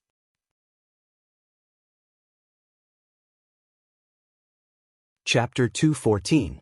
Hearing this, everyone felt a little strange. What's wrong, old madam? Are you planning to acknowledge a granddaughter on the spot? Lu Yuanxi sneered slowly. Old Madame Lu almost couldn't maintain her smile. It was too difficult to get a granddaughter-in-law. This foolish grandson was so disappointing. At this moment, Mrs. Qin and the other madams, who did not know what was going on, walked over. When they saw old Madame Lu, a glint flashed past their eyes. She went forward to hold old Madame Lu's hand and said with a smile, Old Madam, it's your birthday banquet today. Why are you outside in the cold wind? Let's go back to the living room quickly. With that said, Mrs. Qin glanced at Bei Yunj. After frowning slightly, she called out gently, Jiao Jiao, come and talk to your Grandma Lu. Okay, then let's go to the living room first. Old Madame Lu smiled. When she saw Qin Yo Jiao sitting in a wheelchair on the way, she frowned unconsciously. Jiao Jiao, what happened to your leg? It's nothing. I accidentally fell downstairs. Don't worry, I didn't hurt my bones. I'll recover in a week. Then you have to be careful in the future. It's not good to have a scar on a girl's leg. Old Madame Lu nodded and reminded her. In the living room. Gulu, whose daughter are you? Before Mrs. Qin and old Madame Lu could get close, old Madame Lu looked at Bei Yunj impatiently. It was obvious that she was very interested in Bei Yunj. However, when Mrs. Qin heard this, her expression froze and she glanced coldly at Bei Yunj with disgust. It was as if she was afraid that others would associate her with Bei Yunj. But who knew? Me. Bei Yunj raised her eyebrows slowly and chuckled slowly. I live in an orphanage. Old Madame Lu's expression was pitiful. Oh, your parents are dead. Suddenly, Lu Yuanxi, who was eating spaghetti, covered his mouth and coughed lightly, choking. Everyone was speechless. What kind of suffocating scene was this? At this moment, old Madame Lu was still chatting enthusiastically with Bei Yunj, but she did not notice how terrible Mrs. Qin's expression was. Until Qin Yu returned from the washroom. Mrs. Qin's expression softened slightly and she said to Qin Yo Jiao with a coy smile, Jiao Jiao, did your second brother buy this bracelet for you when he went to country R? Yes. A coy expression appeared on Qin Yo Jiao's face and she could not help but look at Qin Yu again. This bracelet was made purely by hand. There's only one in the world. The lady beside her had a discerning eye. This bracelet is worth at least 20 to 30 million, right? Second young master really dotes on Miss Qin Yo Jiao. Many people present also noticed Qin Yo Jiao's last sentence. There was only one in the world. In that case, Qin Yu didn't give it to Bei Yunj and only gave it to Qin Yo Jiao. Everyone had different thoughts, but they all felt that this little princess who had been doted on by the Qin family for more than 10 years would not fall out of favor so easily. Yu doesn't come home often, but he's willing to buy things for his sister, Mrs. Qin said with a smile when she realized that she had achieved her goal. Instead of looking at Mrs. Qin, Qin Yu turned his head and chuckled. Oh, why aren't you wearing anything at the banquet? Bei Yunj's eyebrows moved and she looked at Qin Yu. You haven't worn what second brother bought for you before. Qin Yu chuckled and took out an exquisite and beautiful necklace from his pocket.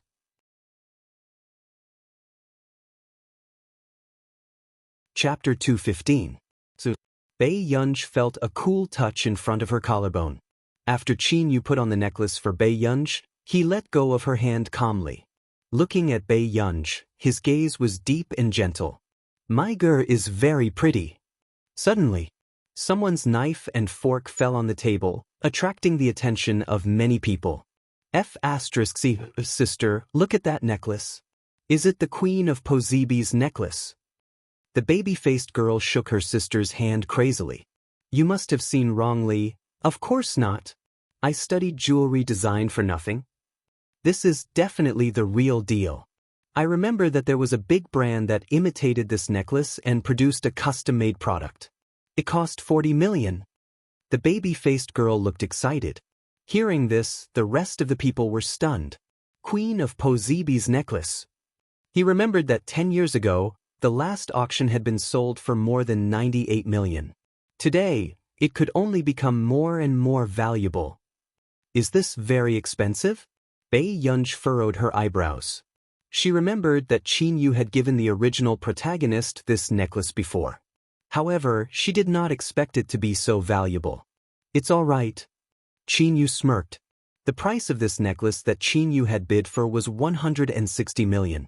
After all, this was a real antique and had collectible value.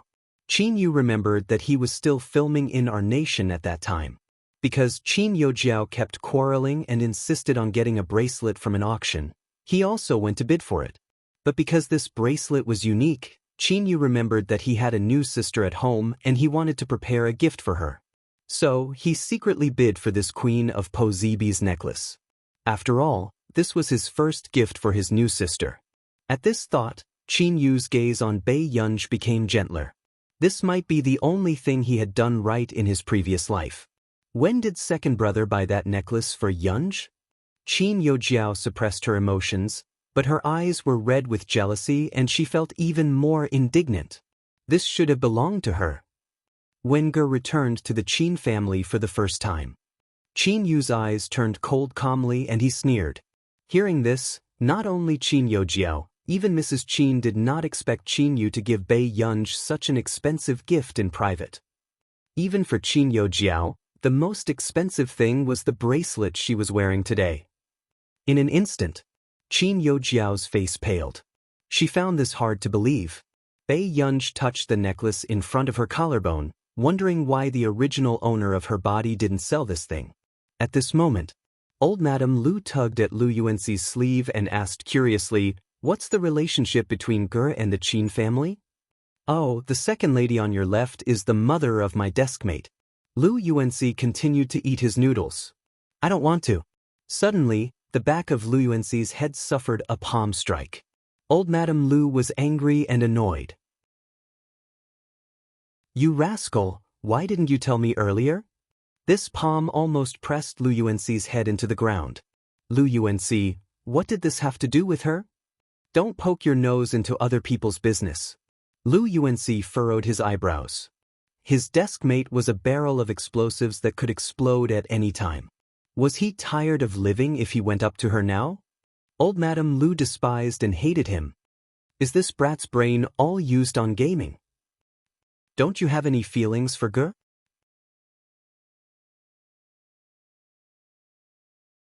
Chapter 216. Old Madam, you just woke up too? Lu Yuanxi chuckled and continued to eat his noodles. The corners of old Madame Lu's lips twitched.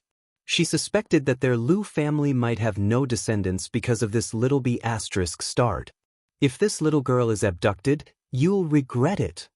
With that said, old Madame Lu suddenly thought of the man who pretended to be Bei Yunj's husband last time. He was young and handsome and looked equally dignified. There's no hope. Old Madame Lu's eyelids twitched. Compared to that young man, Lu Yuanxi was indeed too different. Yu Hanran also brought Yu Manran to the living room. However, before Yu Hanran could find a seat and sit beside Bei Yunj, Qin Yu suddenly said gently, "Han, I have something to talk to you about." Yu Hanran was perplexed. What was wrong with Qin Yu? Had he already forgotten that they were sworn enemies?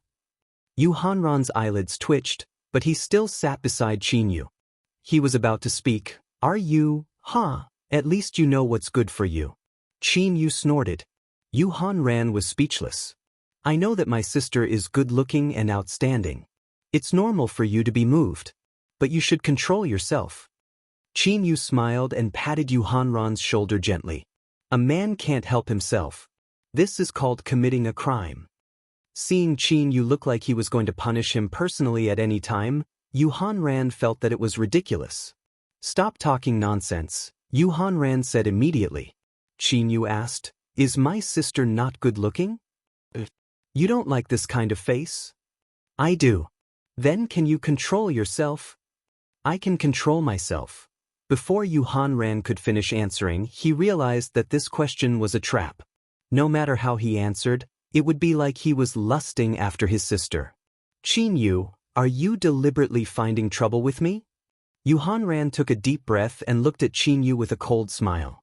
Don't think that you can take advantage of me just because I don't have time to take care of Gu. Qin Yu refused to give up. His face was almost filled with, don't even think about it, dream on. However, Yu Hanran was confused. When did he show that he was interested in Bei Yunj? Now, Qin Yu was staring at him like he was a thief. Why do you think that I'm interested in your girl? Yu Hanran put on a fake smile. If it weren't for the wrong occasion, he would have fought with this dog. You don't need to know. Qin Yu's eyes were arrogant and handsome. His tone was lazy with a faint sneer, but he was secretly sighing in his heart. He did not expect Master Du to treat him so well. Knowing that Yu Hanran was restless, he still remembered to ask Assistant Tseng to remind him to be more vigilant. Sure enough, so many years of brotherhood were worth cherishing. Suddenly, did Hoshidu tell you? Yu Hanran thought about it. This was the only person who could fan the flames. But, are you feeling guilty? Qin Yu glanced at him. Yu Hanran's face twitched. Great, there's actually a thief calling out to stop the thief. Are you stupid? Yu Hanran couldn't help but scold. Yu Hanran, are you itching for a beating? Qin Yu's expression also darkened. Me? Qin Yu, take a F***king look. Do I look like someone who would steal your little cabbage? Yu Hanran laughed in anger. Qin Yu snorted. Yu Hanran, do you have some misunderstanding about yourself? At this moment. What are you talking about? Bei Yunj asked.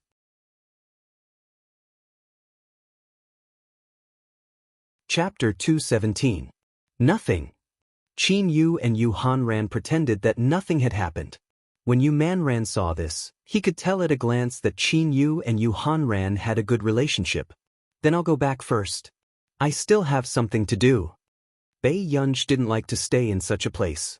Then second brother will send you. Qin Yu said instinctively. No need. A chauffeur will pick me up later. In the eyes of outsiders, Bei Yunj's attitude was nothing, but Qin Yu could clearly feel that Ger's attitude towards him was still cold. Qin Yu's eyes darkened. Go back and rest early. Bei Yunj glanced at him. You too. After greeting old Madame Lu, Bei Yunj turned and left. However, at this moment, Qin Yu's expression was happy. His eyes were dark and bright and the corners of his lips could not help but curl up. Was Gu-er concerned about him just now? After getting this understanding, Qin Yu decided to work hard so that Gu-er could accept him as her second brother again. Until he regained his senses. Qin Yu saw Yu Hanran raise an eyebrow and look at him with a gloating gaze. Did Qin Yu's usual intelligence lose all of it when it came to his sister? More. Don't you like to eat cabbage? Qin Yu picked up a few cabbages for Yu Hanran in a friendly manner. Yu Hanran took a deep breath and chuckled soon. He really picked up his wooden chopsticks and ate the cabbage calmly. Your cabbage? King planted your cabbage in someone else's den and you're still afraid of being bitten. Although Yu Hanran was angry, he was still a person who liked to watch a show. He would not tell Qin Yu the truth. Looking at the current situation, he wanted to know if Master Du would take away Qin Yu's cabbage. At this thought, Yu Hanran glanced at Qin Yu gloatingly. He really wanted to know what expression Qin Yu would have if he saw Master Du personally poaching his cabbage. The grading speed of Hengda High School was very fast. The next afternoon, the papers were all distributed. Bei Yunj bit her straw and glanced at her 6 test papers. It was not surprising that she had scored more than 300 points. But she didn't expect Chu Zhixing's science results to be so good. Other than chemistry, where he lost 2 marks for one question, he scored full marks for the rest of the subjects. However, when Bei Yunj caught a glimpse of Chu Zhixing's English and Chinese papers, her eyelids twitched. Her science results were almost full marks, but her liberal arts results were not up to par. Master Pei, your Chinese and English are really good, Chu Zhixing said enviously. Bei Yunj looked at her Chinese and English scores of 70 to 80 points. She couldn't help but twitch her lips. She didn't know how to answer him. Very tall? Let me see. Lu Yuanxi, who had just returned from playing basketball, heard Bei Yunj and Chu Zhixing discussing the results, and his eyes lit up. Language 78 marks, English 87 marks. When Lu Yuanxi saw this, he couldn't suppress the smile on his face. Until he realized that Bei Yunj was looking at him with a faint smile. Lu Yuanxi's smile disappeared and he patted Bei Yunj's shoulder. Don't be discouraged, deskmate. Although your scores aren't high, I can teach you. With that said, Lu Yuanxi turned around with a refreshing smile on his face, only to see the English papers he was proud of lying flat on the table. The bold red 68-foot made Lu Yuanxi's whole body stiffen. However, at this moment, Chu Zhixing spoke. Brother Lu, how many marks did you get in English?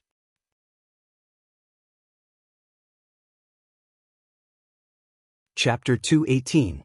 Chu Zhixing guessed with an envious expression. 145? 146? Seeing that Lu Yuanxi did not answer, Chu Zhixing thought that his guess was still too low and his expression became even more impressed. He did not expect Brother Lu to really be a hidden genius. At this moment, Bei Yunj happened to glance to the side and saw the clear 68-foot. Immediately, Lu Yuanxi heard a soft laugh from the side, as if someone could not hold it in. Lu Yuanxi looked at Bei Yunj expressionlessly and gritted his teeth. It must be a mistake. He grew up in our country, how could his score be so low? It was even lower than Bei Yunj's? Brother Lu? Before Chu Zhixing could ask, he was interrupted by Lu Yuanxi. Shut up. At first, Chu Zhixing was confused until he saw the 68-foot on Lu Yuanxi's paper. After a moment of silence, Chu Zhixing quietly put away his 66 paper, afraid that he would agitate Lu Yuanxi. However, at this moment, Bei Yunj showed a rare trace of pity and comforted him. At least the total score is over 100. Lu Yuanxi really wanted to curse. In class 1. Jiao Jiao, what kind of big boss are you? You're second in the cohort again. The girl could not help but be excited. I'm lucky. Qin Youjiao smiled. It was only when Ling Jiwei walked into class 1 that her eyes lit up. Jiao Jiao, I heard a teacher praising you in the office just now. You're second again and first in the liberal arts. Ling Jiwei teased, isn't it time to treat us? Every time we take an exam, you all find reasons to exploit me. Qin Youjiao said coquettishly. Who asked Jiao Jiao to be so amazing? At this point, Ling Jiwei suddenly remembered Bei Yunj's results that she had seen in the office just now and a mocking look appeared in her eyes. Unlike someone who can't be helped by mud. Wei Wei, are you talking about that Bei Yunj? Qin Youjiao was also quite popular with girls in class. The girls who often followed Qin Youjiao naturally didn't like Bei Yunj. Especially not long ago, Bei Yunj was ranked first in the Tiebao forum for the most beautiful girl in school. Qin Youjiao's total votes were not even 1/5 of Bei Yunj's. Yeah, a total score of more than 300 points, 28th from the bottom of the grade. Ling Jiwei's tone was sarcastic and gloating. With these grades, I don't even know what university you can go to. Hearing this, a dark look flashed past Qin Youjiao's eyes as she heaved a sigh of relief in her heart. Ever since she saw Bei Yunj playing the piano at the Lu family's house yesterday, she had been feeling uneasy. She was afraid that there would be a change in her performance today. Fortunately, Bei Yunj's results were within her expectations. She couldn't be compared to her. She came from that kind of high school. It's normal for her not to adapt at first. Qin Youjiao smiled faintly. What do you mean? She was a bad student in her original high school, let alone in a school like ours. Ling Jiwei was smug. She wanted to see how Bei Yunj would be slapped in the face after finding out about Qin Youjiao's results. At noon, Bei Yunj received a call from Marcus. Yunj, someone wants to buy the licensing rights for our project. Do you know about the Delaney Group? Marcus was extremely excited. Before the patent was officially released, Delaney had already offered a sky-high patent fee. One could imagine how popular Bei Yunj's first project was.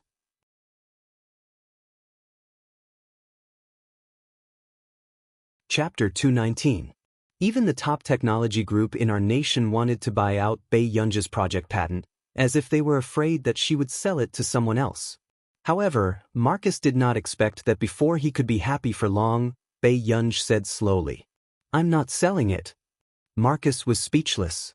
"I say, little ancestor, do you know how much Delaney paid for this patent fee? A patent fee of 10 figures. Is my patent cabbage?" Bei Yunj smiled faintly. Marcus was speechless. 10 figures.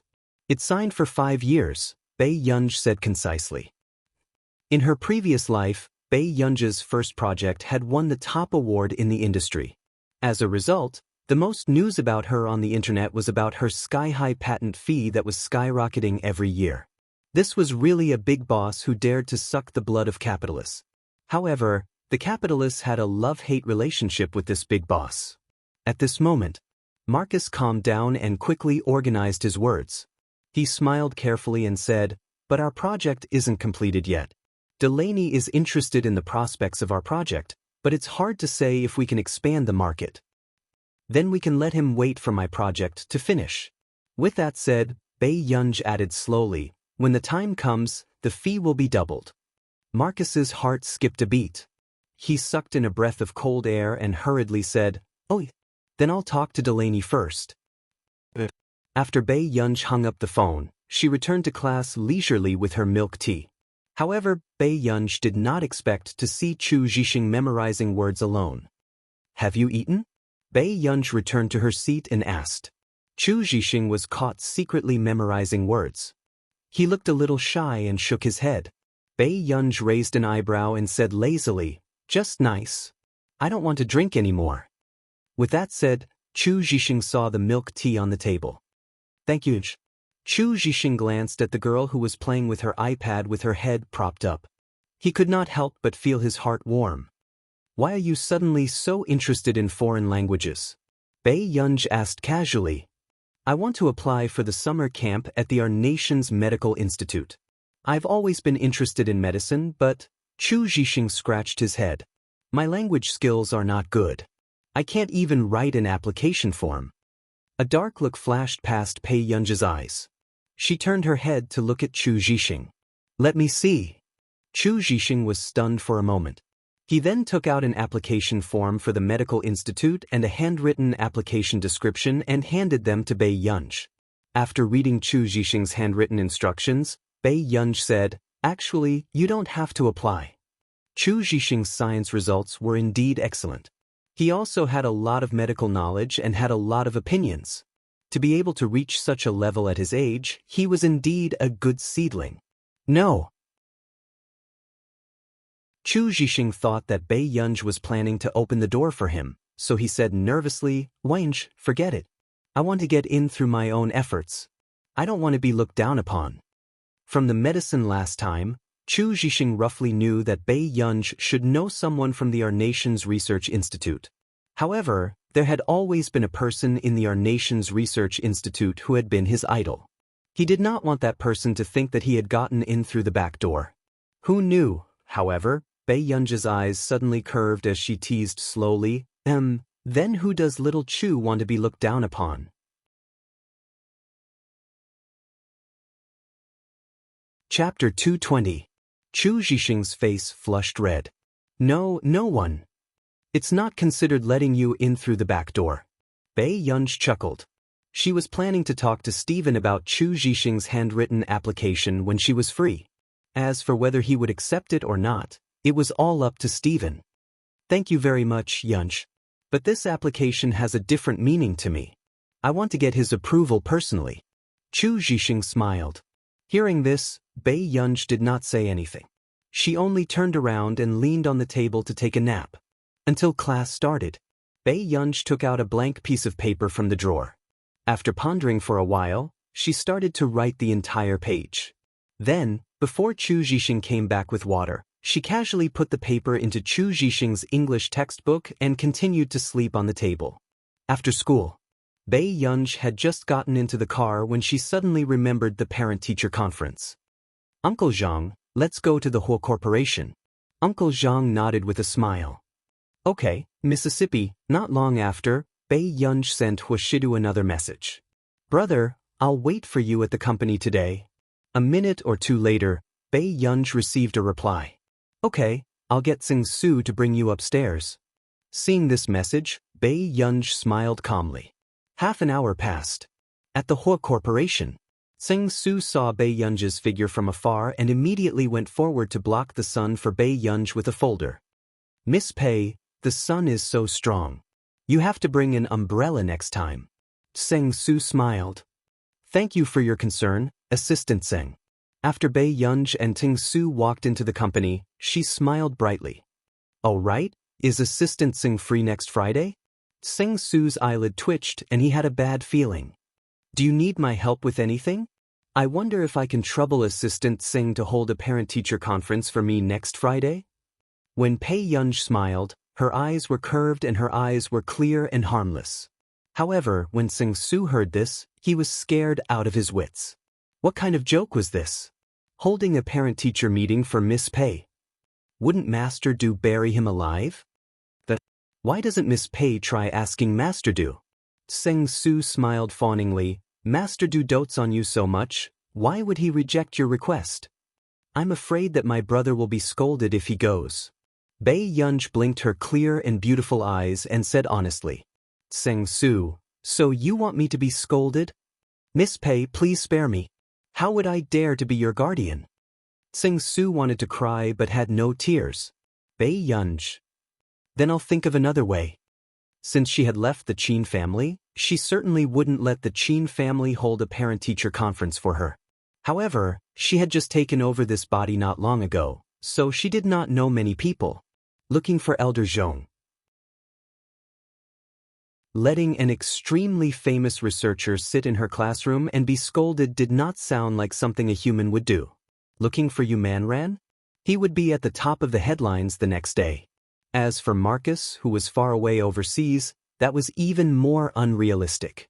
Bei Yunj, who was thinking about this problem, unknowingly pushed open the door of the president's office. You're here? A man's deep voice sounded. Yes. Bei Yunj reacted and placed her backpack on the coffee table. Immediately after, she saw a slender and good-looking hand holding a bottle of milk and placing it in front of her. Yun Yun, play by yourself first. I have a meeting to attend later.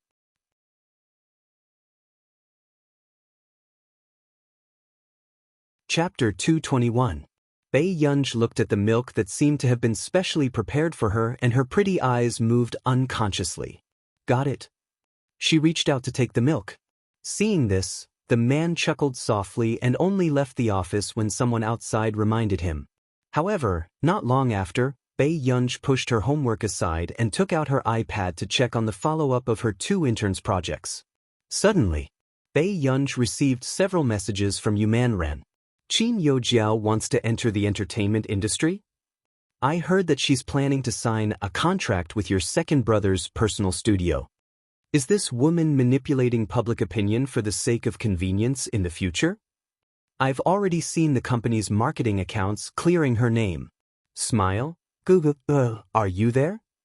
After reading these messages, Bei Yunj raised an eyebrow slightly. Indeed, she did not expect Qin Yojiao to choose to enter the entertainment industry at this time. According to the original novel's development, Qin Yojiao should have entered the entertainment industry after graduating from university. Bei Yunj moved her fingers lightly and typed a paragraph of text. The new song is pretty good. Practice your high notes well this month. The next new song will be the one that made you famous. At this moment, Yu Manran, who was drinking water backstage, choked and coughed violently as his eyes widened in disbelief. "Sister man, can you not look like a young girl in love? Why are you staring at your phone and smiling foolishly? What if the paparazzi take photos of you?" The manager's eyelids twitched uncontrollably. She really did not expect Yumanran to be so lucky to meet a benefactor in a bar. This new song made Yumanran's popularity surpass several popular A-list female celebrities. If the next song could still be so popular, Yumanran would definitely jump into the ranks of the A-list celebrities this year. "I was chatting with Gunter just now. We were talking about a new song." Yumanran was a little weak.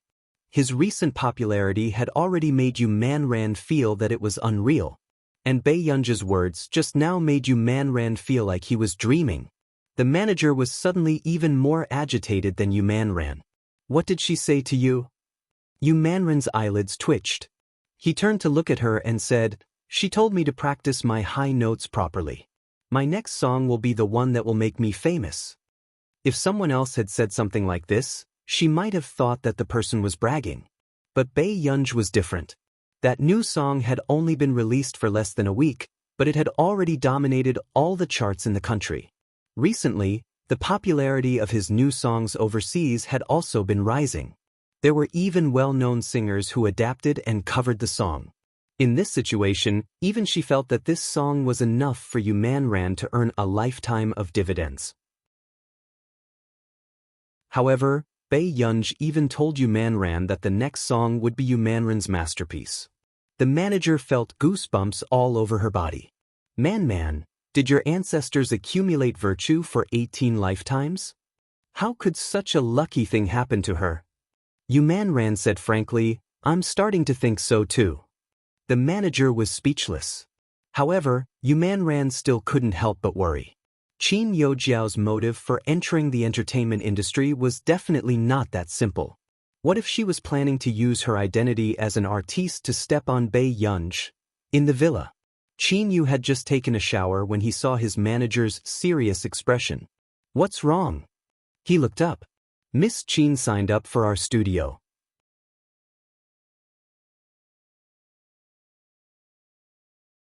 Chapter 222.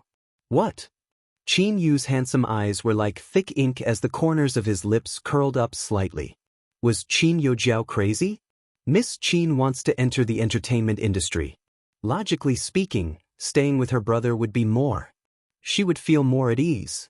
Before the manager could finish speaking, he felt Qin Yu's cold gaze and shut up instinctively. "My younger sister only has Bae Yunj. Don't forget it." Qin Yu snorted. "Get rid of this person in the first round. If she appears in my studio, then I'll get rid of you. Do you understand?" Hearing this, the manager felt a chill run down his spine and nodded hurriedly. "Brother Yu, don't worry. I won't let her in." At the same time, the manager could not understand why Qin Yu had changed his attitude towards Qin Yojiao. In the past, although Qin Yu did not come home often, it was obvious that he doted on Qin Yojiao. However, what he was sure of now was that the newly returned Miss Pei had completely become the person Qin Yu was most nervous about. At the Hua Corporation, Bae Yunj twirled the pen in her hand and slowly did her homework. Suddenly, the door was pushed open gently and a coquettish voice sounded. "Is Assistant Singh here?" Bae Yunj did not even look up as she said casually, "No." However, hearing the reply, the smile on the female secretary's face froze. It was obvious that she did not expect there to be a woman inside. She had been in the company for almost 3 months and had found out that President Hua was not close to women. Even the staff around him were all men. But what was with this voice in the office? After some thought, the female secretary could not help but push the door open and enter. But what he didn't expect was to see a bright and beautiful girl sitting by the coffee table doing her homework. She was stunned for a moment before she smiled and said, "Are you President Hua's younger sister?" Bae Yunja's pen stopped. She did not expect her to come in. Her red lips curved and she looked even more charming, but her words were ambiguous. "If that's the case, then you can say so." These words made the female secretary's smile freeze. What did this girl mean? Alarm bells rang in the female secretary's heart. Did President Hua agree to miss being here? The female secretary seemed to treat herself as a regular here. At this moment, Bei Yunj didn't answer her question. She just bit her straw and wrote the question slowly. However, seeing that Bei Yunj didn't say anything, the secretary thought that Bei Yunj was guilty. Little girl, are you President Hua's friend's little sister? The female secretary was a little smart. She knew that Bei Yunj wouldn't be able to enter this office building if she didn't have a high status. But little girl, you probably don't know that President Hua doesn't like women in his office, the female secretary said again. Upon hearing this, Bei Yunj looked up and sized her up. The female secretary was wearing a suit skirt that was cut short to her thighs. Her legs in black stockings were especially sexy. So, shouldn't you go out? Bei Yunj raised her eyebrows and looked at her calmly. There was no warmth in his eyes, which inexplicably made the female secretary a little flustered. I'm here to look for assistant Seng. I have some work matters to hand over. On the other hand, isn't it inappropriate for Miss to be doing homework here? Why don't I bring you to the reception room?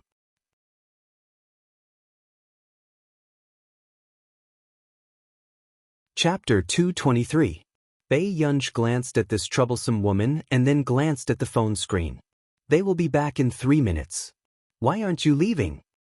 Miss, please come out with me. As an employee, I have to do my best for my boss. The female secretary did not believe that this girl really knew when Master Du would be back. If he really came back in 3 minutes, would she dare to sit here?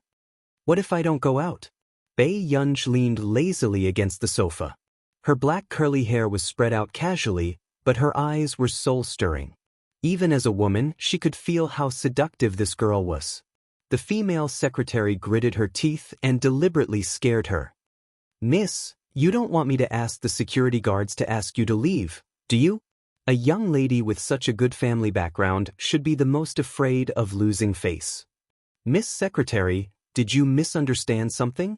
Bei Yunj suddenly smiled. Hearing this, the female secretary could not help but walk towards Bei Yunj. She thought that Bei Yunj was afraid and was about to give in. What did you misunderstand? The female secretary waited for Bei Yunj to explain clearly. Unexpectedly, Bei Yunj suddenly stood up. Bei Yunj leaned close to her ear and said in a clear tone, I'm not your president's sister. I'm his child bride. Hearing this, the female secretary's legs almost went weak. She had heard that many wealthy families groomed outstanding wives for their heirs. But in this era, very few people did so. Then, before the female secretary could retort, the man's light voice suddenly sounded from the door. Yun Yun, what are you doing? Huashidu had just pushed open the door when he saw this young lady's eyes crinkling. He did not know what she said to the woman beside her, but that woman's expression changed drastically. This child was making a fuss again. When Bei Yunj saw that Huashidu had returned, she sat back on the sofa and looked at the female secretary again with a smile. The female secretary did not expect Bei Yunj to be telling the truth. President Hua actually came back at this time. She was flustered, especially when she met Huashidu's cold eyes. President Hua, who let you in? The man's tone was still cold and indifferent, but the oppressive feeling around him sent chills down her spine. The secretary's pretty face turned pale, and she subconsciously looked at Bei Yunj who was sitting on the sofa. She gritted her teeth and pointed at Bei Yunj. I'm here to look for assistant Seng, but I didn't expect to see this lady in your office. That's why I thought of a way to get her to move to another place, to stay. The female secretary's voice became softer and softer. She knew that she must have offended Huashidu this time. She could only make this man soften his heart a little with her red eyes. Is Tseng Su the owner of this office? Are you looking for him here? Huashidu's gaze swept over her indifferently. He walked straight to his desk and pressed a few buttons on the landline. Soon, Tseng Su arrived. Master Du. When Tseng Su saw a pretty female secretary appear in Huashidu's office with red eyes, he immediately realized what was going on. These women really dared to praise him. Before everyone entered the company, they were warned not to enter the president's office. However, every year, There would be people who thought that they were exceptions and could gain Master Du's favor. How stupid! Tseng Su cursed in his heart. He knew that Master Du would blame him again.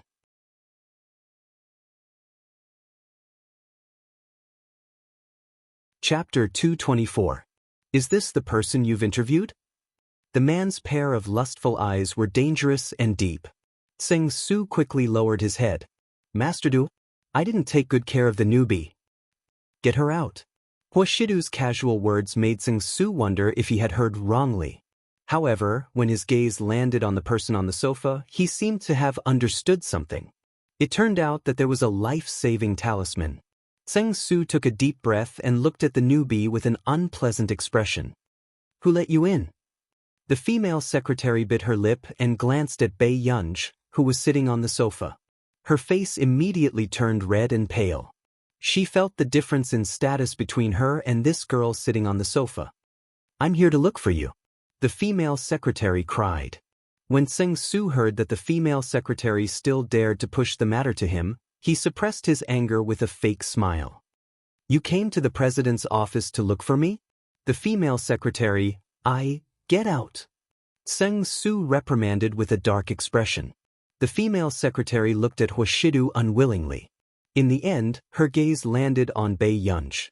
She did not believe that this girl's words were true. In the next moment, the female secretary left with Tseng Su. What were you talking to someone about just now? After they left, Huashidu sat on the sofa again and glanced at Bei Yunj's one-page homework. I was helping brother. Bei Yunj's tone was calm, but her eyes were clear and seductive. Huashidu let out a long laugh. His well-defined hand slowly tugged at his tie lazily and ostentatiously. What did Yun help brother with? Brother has a lot of love affairs. Bei Yunj looked at Huashidu's noble and handsome appearance and her eyes curved. If I cut them off, will brother's heart ache? The man's magnetic voice was low and flirtatious. He pinched Bei Yunj's face casually. How would I dare, little kid? There was a hint of indulgence in his casual flirtatious tone. The only thing Bei Yunj could see was the mole on the tip of her throat. She was emboldened. Brother, come closer. Let's discuss something. What is it? Huashidu's eyes were faint, but the corners of his upturned eyes were charming. When he lowered his eyes, his posture was so intimate and sexy that it made people blush. In fact, on the way, Tseng Su told him about the little guy's parent-teacher conference. However, at this moment, Huashidu looked at Bei Yunj in front of him thoughtfully, as if he was thinking about something. Brother, seeing this, Huashidu raised his eyebrows. He did not expect Bei Yunj to be so hesitant because of the parent-teacher conference. However, Huashidu soon realized that this young lady was clearly so bold that she was not afraid of the consequences. Suddenly, her fair and slender hand directly touched the mole on the man's Adam's apple. Huashidu's gaze quickly turned dark and aggressive. He immediately grabbed that lawless hand. Bei Yunj saw the mole move along with the man's sexy Adam's apple. It made her heart tremble. Then she looked up and sensed a dangerous emotion in the man's eyes. It was almost indiscernible. Bei Yunj, she had gone overboard. The man licked his thin red lips, his gaze fixed on her. His low and hoarse laughter tickled her eardrums. It was so sexy and made her heart itch. The darkness in his eyes made her legs go weak. Child, why are you being a hooligan?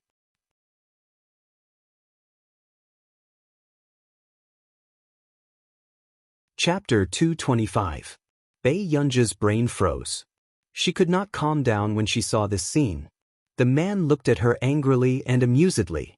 He did not know where this young lady got the courage to touch his Adam's apple. After sorting out his emotions, Huashidu leaned closer and rubbed his fingers against her face intimately.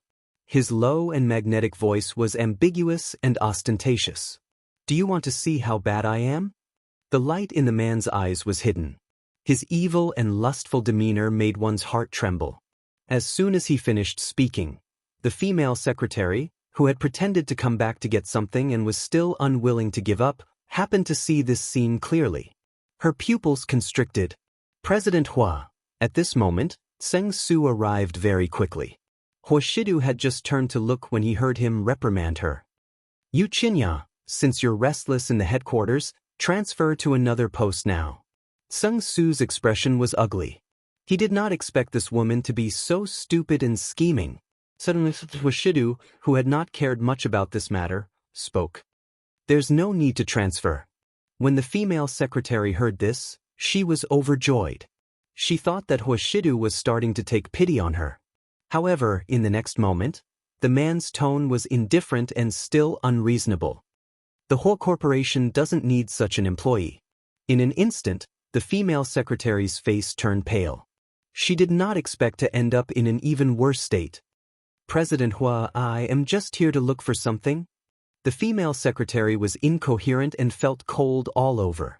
She did not expect Hwashidu to fire her directly. Sung Su, are you taking the company's year-end bonus to retire in the company? The man sneered. Sung Su, Master Du, I was wrong.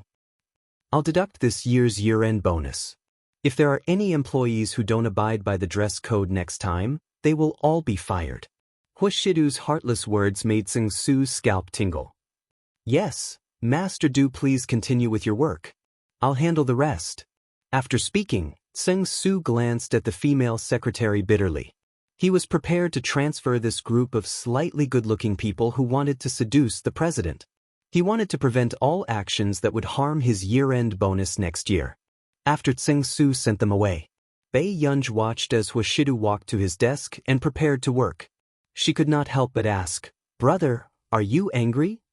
Hearing this, Hwashidu glanced at her slowly and did not say anything, so that she wouldn't dare to touch anyone's Adam's apple in the future. Brother? At some point, Bei Yunj had dragged a chair and sat across from him. She rested her chin on her hand and smiled as she watched Hwashidu review the documents.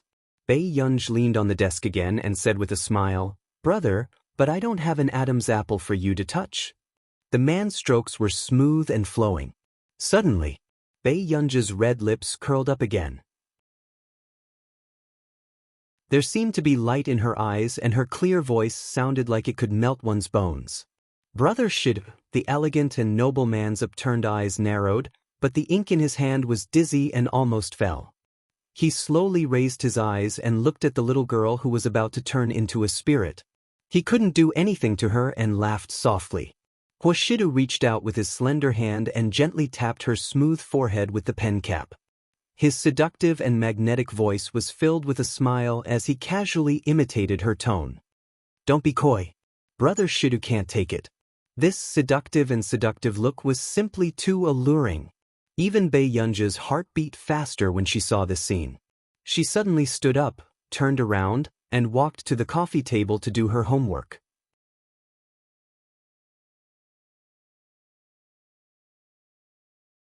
Chapter 226. Seeing that the girl did not even raise her head, Hwashidu smiled silently and continued to read the documents in his hand. The next day, Chu Zhixing held the handwritten translation document in his hand and took a long time to confirm that this was the translation of his application instructions. In the entire class, only Bei Yunj knew that he was going to write this. However, what made Chu Zhixing incredulous was that this time, he had written a lot of medical terms in the instructions seriously. Bei Yunj was actually able to complete this instruction in school. It did not seem to have taken much time. Chu Zhixing suppressed the surging emotions in his heart and thought of Bei Yunj's foreign language marks. With such a level of translation, how could it only be 87 marks, instantly? Chu Zhixing felt that he seemed to have unknowingly found out something incredible again. They were still in math class. The teacher slammed the podium and woke up the students who were sleeping. Why aren't you listening to the test paper this time? You're at the bottom again. Your class is at the bottom again. It's 10 marks lower than the average score of class 6. The math teacher was furious and pointed at the fill-in-the-blank question on the paper. The marking teacher said that only one person in the entire grade got the third question of the fill-in-the-blank question right. Don't you know the difference? Suddenly, Lu Yunxi said faintly, It's luck? Luck? Then why didn't such a good thing happen to you? The math teacher hated the students in this class the most. They thought that they had a good family background and did not need to study seriously. Each one was more useless than the other. It didn't happen to me, but it didn't happen to my deskmate. Lu Yuanci glanced at Bei Yunj, who only got the 3 fill-in-the-blank questions right, and his gaze became even more distant.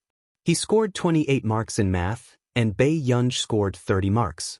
This fill-in-the-blank question was worth 2 marks each. The math teacher was speechless. The other students could not hold back their laughter. No way, right? No one in class 1 and class 2 got it right, but someone in our class got it right. The boy's tone was exaggerated. Sometimes, luck can really cause a gap. This chorus almost made the math teacher's face turn green. In the back row, Lu Yuanci whispered, "This might not be luck." If one were to take a closer look at Bei Yunj's test papers, one would realize that Bei Yunj's test papers only had 8 correct answers and 2 correct fill-in-the-blank questions. The scribbles at the back were all wrong. Only the chemistry teacher was soft-hearted and gave Bei Yunj 2 points for her hard work. So what if you got this question right? Can someone from your class get full marks for the college entrance examination? The math teacher slammed the table. Subsequently, amidst the silence, Chu Zhixing muttered again for some reason, "It's not impossible." Everyone, ever since Chu Zhixing started hanging out with Bei Yunj, not only did he dare to scold his classmates, he even dared to scold his teachers now. Bei Yunj was really something. However, everyone thought about it and realized that Chu Zhixing wasn't wrong. Chu Zhixing only lost 2 marks on his math paper. Bei Yunj was the only one who scored on the 3rd question. Thinking about it, this was the only question Chu Zhixing didn't answer correctly. The math teacher's face darkened. Chu Zhixing, don't. Suddenly, Bei Yunj suddenly curled her lips and clapped. Her voice was lazy. Well said. After that, Lu Yuanci also clapped very respectfully. Even the classroom was filled with applause. Those who didn't know better would think that they were carrying out some mysterious and grand ceremony.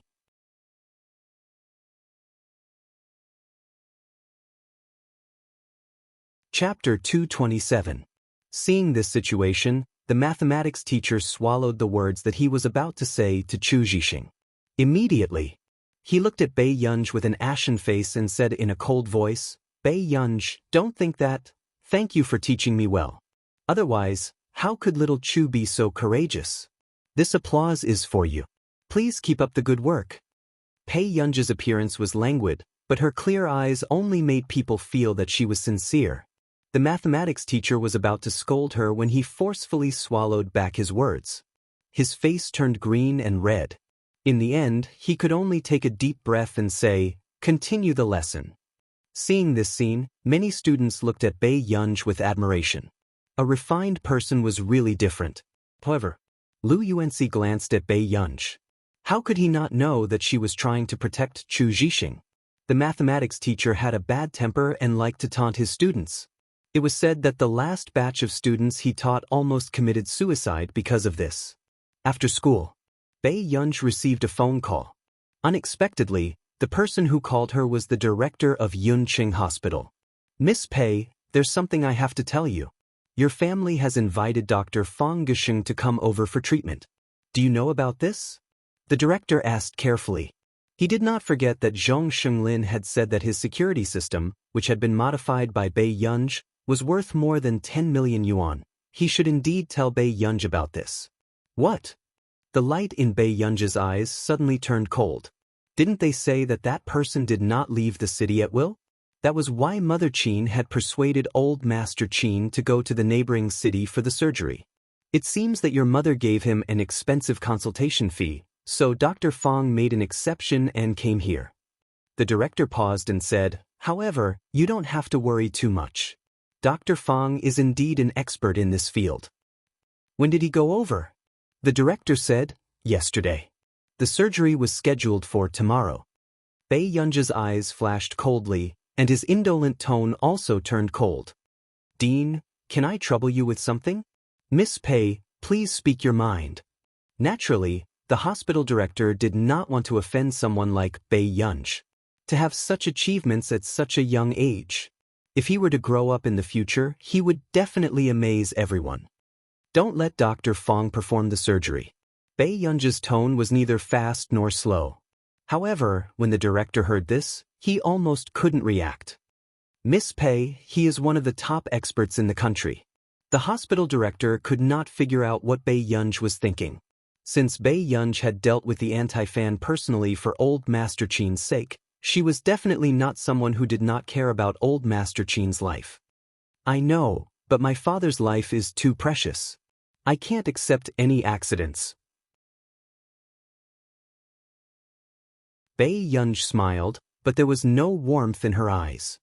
Tomorrow, the doctor I arranged will contact you and prepare for the old man's operation. It took a while for the president to react. I will listen to Miss Pei. After hanging up the phone, the hospital director was in a daze for a long time. He could not understand why everyone in the Qin family thought that Bai Yunj was ignorant and incompetent. However, what made him even more emotional was that old Master Qin, who had dominated the business world for so many years, was actually willing to put his life in the hands of a young girl.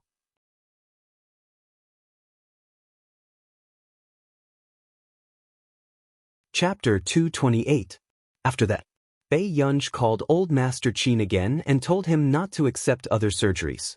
Old Master Qin, who loved his grandson as much as his life, naturally agreed without hesitation. In the evening, after Stephen saw Bai Yunj's message, he called. Yunj? What happened? Someone found a doctor for my grandfather.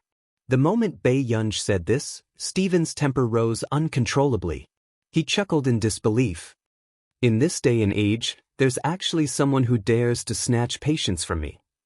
I might need you to talk to the director of the hospital tomorrow so that they'll be more assured. Stephen replied, no problem. I'll get my assistant to contact that hospital then. All right, don't worry, Yunj. I'll be able to go to Yunqing this Saturday. So soon? Bai Yunj was a little surprised. There happens to be an academic lecture. The higher-ups want me to come into contact with the new talents in your country. Stephen was smug. Wasn't it just a medical dispute with some stinky money? Did he really think he could do anything to him? At the mention of this, Bai Yunj's lips suddenly curled up. Okay, then I'll see you on Saturday. After hanging up the call, Stephen was elated and was already typing a message, planning to provoke Marcus. He asked him to sign Bai Yunj and he kept showing off. In the end, he was still the first to see Bai Yunj. At this moment, Marcus, who was sleeping in, had no idea that he had already fallen into a situation where there was a wolf in front and a tiger behind him. In the hospital, early in the morning, Mrs. Qin stood at the door of the ward with a livid expression. Beside her, Qin Yojiao was holding her arm. Mum, don't be angry. The director didn't want to arrange it this way. Qin Yojiao's words seemed to be smoothing things over for the director, but in fact, she was directing the anger at Bai Yunj. Even the director could not help but glance at Qin Yojiao meaningfully. Mrs. Qin, don't be agitated. Miss Pei has her reasons for making such an arrangement, the director said. Mrs. Qin laughed coldly. What reason can she have? She wants the Qin family to be in chaos so that she can be happy. Mrs. Qin, even if you don't like your daughter, you shouldn't say that. The school head disagreed. Mother Qin knew that the director of Yun City Hospital was highly respected. Then, she said to him, back then my father-in-law made a will. If he passed away, most of the benefits in the family would be given to her. Director, how could a naive girl have so many ideas to go against her parents? These words were very obscure. However, the dean could also tell that Bai Yunj wanted to kill old Master Qin for the inheritance. Mrs. Qin, although you're Miss Pei's biological mother, she still has the right to sue you for slander. The head of the hospital's expression turned cold, and this tough attitude stunned Mrs. Qin and Qin Yojiao. Bai Yunj had only met the director a few times. Why was even the director blindly helping her? Director, that's not what my mother meant. I hope you can understand that my mother is concerned about my grandfather's feelings. Qin Yojiao's eyes were helpless. After all, Yunj's actions are indeed very unacceptable. Dr. Fong is already one of the top experts in the country. I don't know why she insisted on finding a doctor herself. The director was also an understanding person. After hearing this, he could not help sneering in his heart. They were both daughters, but one was doted on, while the other was a true genius that no one had discovered.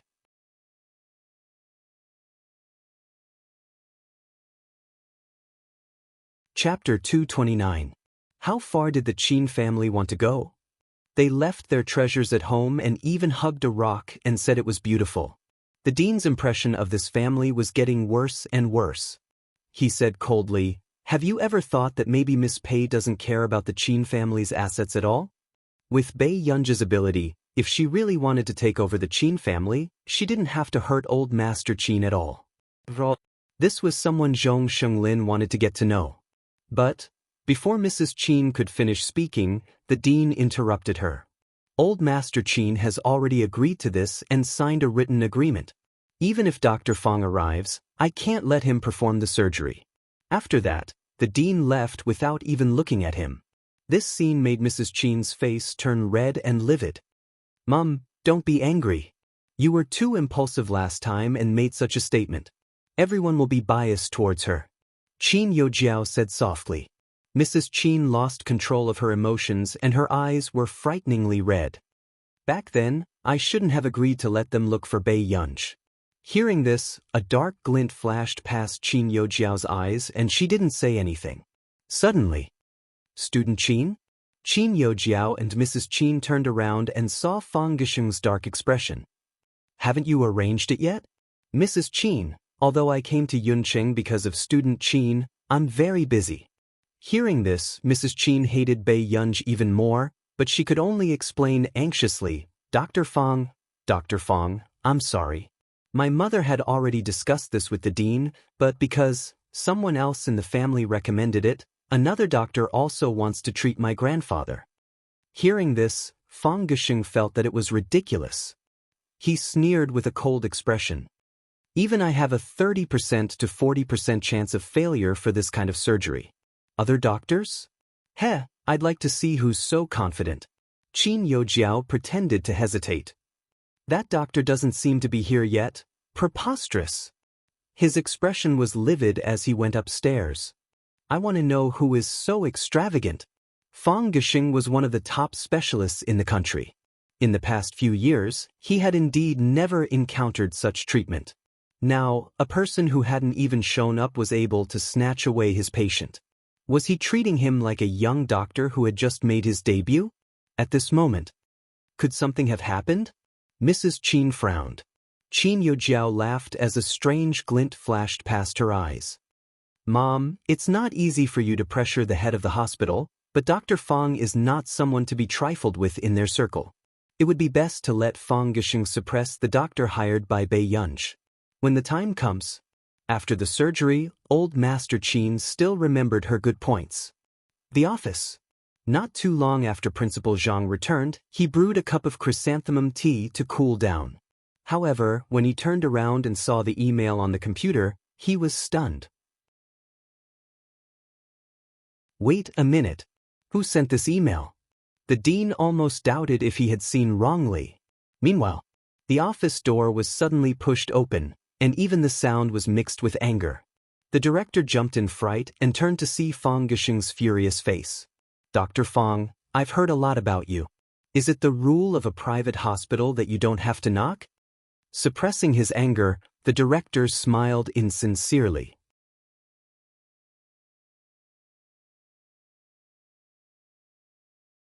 Chapter 230. Explanation? What explanation? The hospital director drank his chrysanthemum tea expressionlessly. "Old Mr. Qin is my patient. If your hospital doesn't let me treat him, do you not take human life seriously?" Fang Gisheng's tone was mocking. The hospital director smiled. "Of course not. It's just that old Mr. Qin signed an agreement. This operation can only be carried out if his granddaughter, Bei Yunji, agrees." "Isn't Qin Yojiao his granddaughter too?" "How would I know? Maybe the old man thinks Miss Pei is more sensible."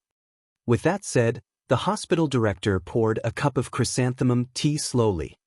"Dr. Fang, have a cup of tea to cool down." Fang Gisheng laughed coldly. "Director, I don't want to beat around the bush with you either. Since I'm in Yuncheng, I have to be responsible for this patient. From what I know, Miss Pei is not even 20 years old and was cut off the moment she returned home. I really can't trust such a person's social relationships. Fang Gexing had only been told by Qin Youjiao that Bei Yunj used to live in an orphanage and cut off her relationship with Mrs. Qin when she came back. He knew nothing else.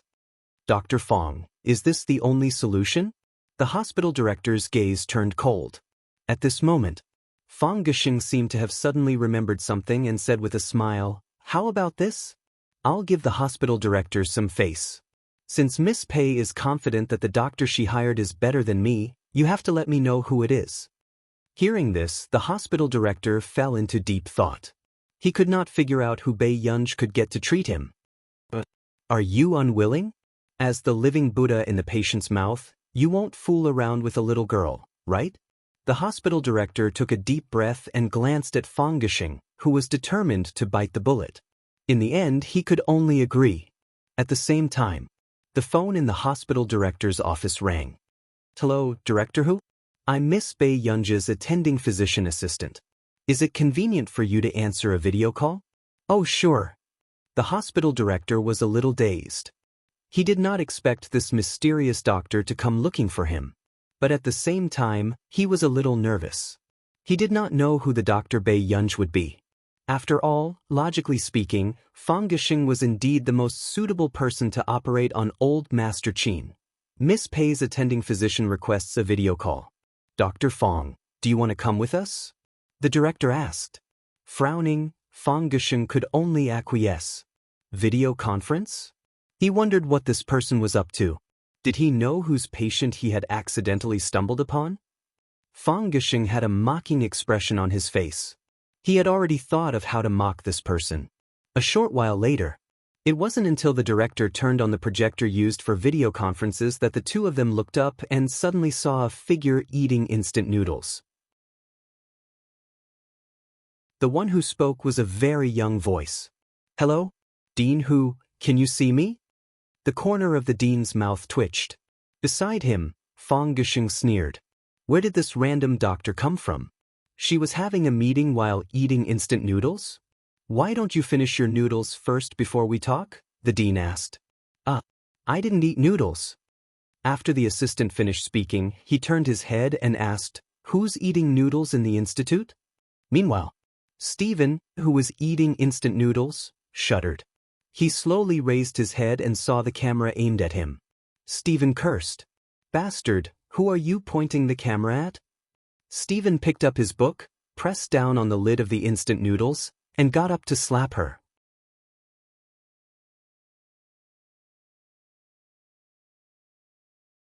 Chapter 231. When he saw Stephen's twisted expression, the hospital director knew that this conversation would not go on for the time being. Fang Gexing couldn't help but sneer. Is this the medical team Miss Pei found? Could it be that Miss Pei spent some money casually and found some random team overseas? The hospital director frowned when he heard these harsh words. However, before he could retort, the hospital director suddenly felt that the person eating the instant noodles looked familiar. He seemed to have seen him somewhere before. "Have I seen him somewhere before?" the hospital director muttered to himself. Fang Gexing couldn't help but laugh out loud. He felt that the hospital director was saving Bei Yunj some face. "Hospital director, you're a reputable person in the country. How could you know this group of people from a medical institution who might not have broken the law?" The hospital director frowned when he heard this. "Dr. Fang, don't be so rude." Then, just as Fang Gexing was about to continue speaking, the person on the other end of the screen returned. He wiped the soup off his beard and placed the instant noodles under the desk without batting an eyelid. The hospital director was speechless. He had already seen everything clearly. Was there a need to hide it? "Hello, I'm Stephen, the director of Country R's Medical Research Institute. I sent you an email this morning, but you didn't reply. That's why I'm anxious." As soon as he finished speaking, Fang Gexing, who had been mocking him, froze. The hospital director jerked his head up and stared at Stephen's face. "Our Country R's Medical Research Institute? Mr. Stephen?" The hospital director's eyes widened. He finally realized where he had seen this person before. Wasn't this the person who had stood on the stage to speak at the academic exchange conference? Bei Yunj had actually managed to invite Mr. Steven. This immortal's status in the medical industry was worlds apart from Fang Gushing's. The hospital director thought of the email just now. At first, he had wondered if it was a scam and hadn't dared to think in that direction. However, Mr. Steven was actually the attending Dr. Bei Yunj had invited. Fang Gushing, who was standing beside him, obviously recognized the famous person in front of him. His face was pale and he stood there silently, as if he was part of the background. "May I ask how Miss Bei Yunj managed to invite you?" The principal couldn't help but ask. "Isn't this network too wide?" Even the big shots from overseas were not spared. "It's mainly because my old friends introduced me." Steven was obviously very happy at the mention of Bei Yunj.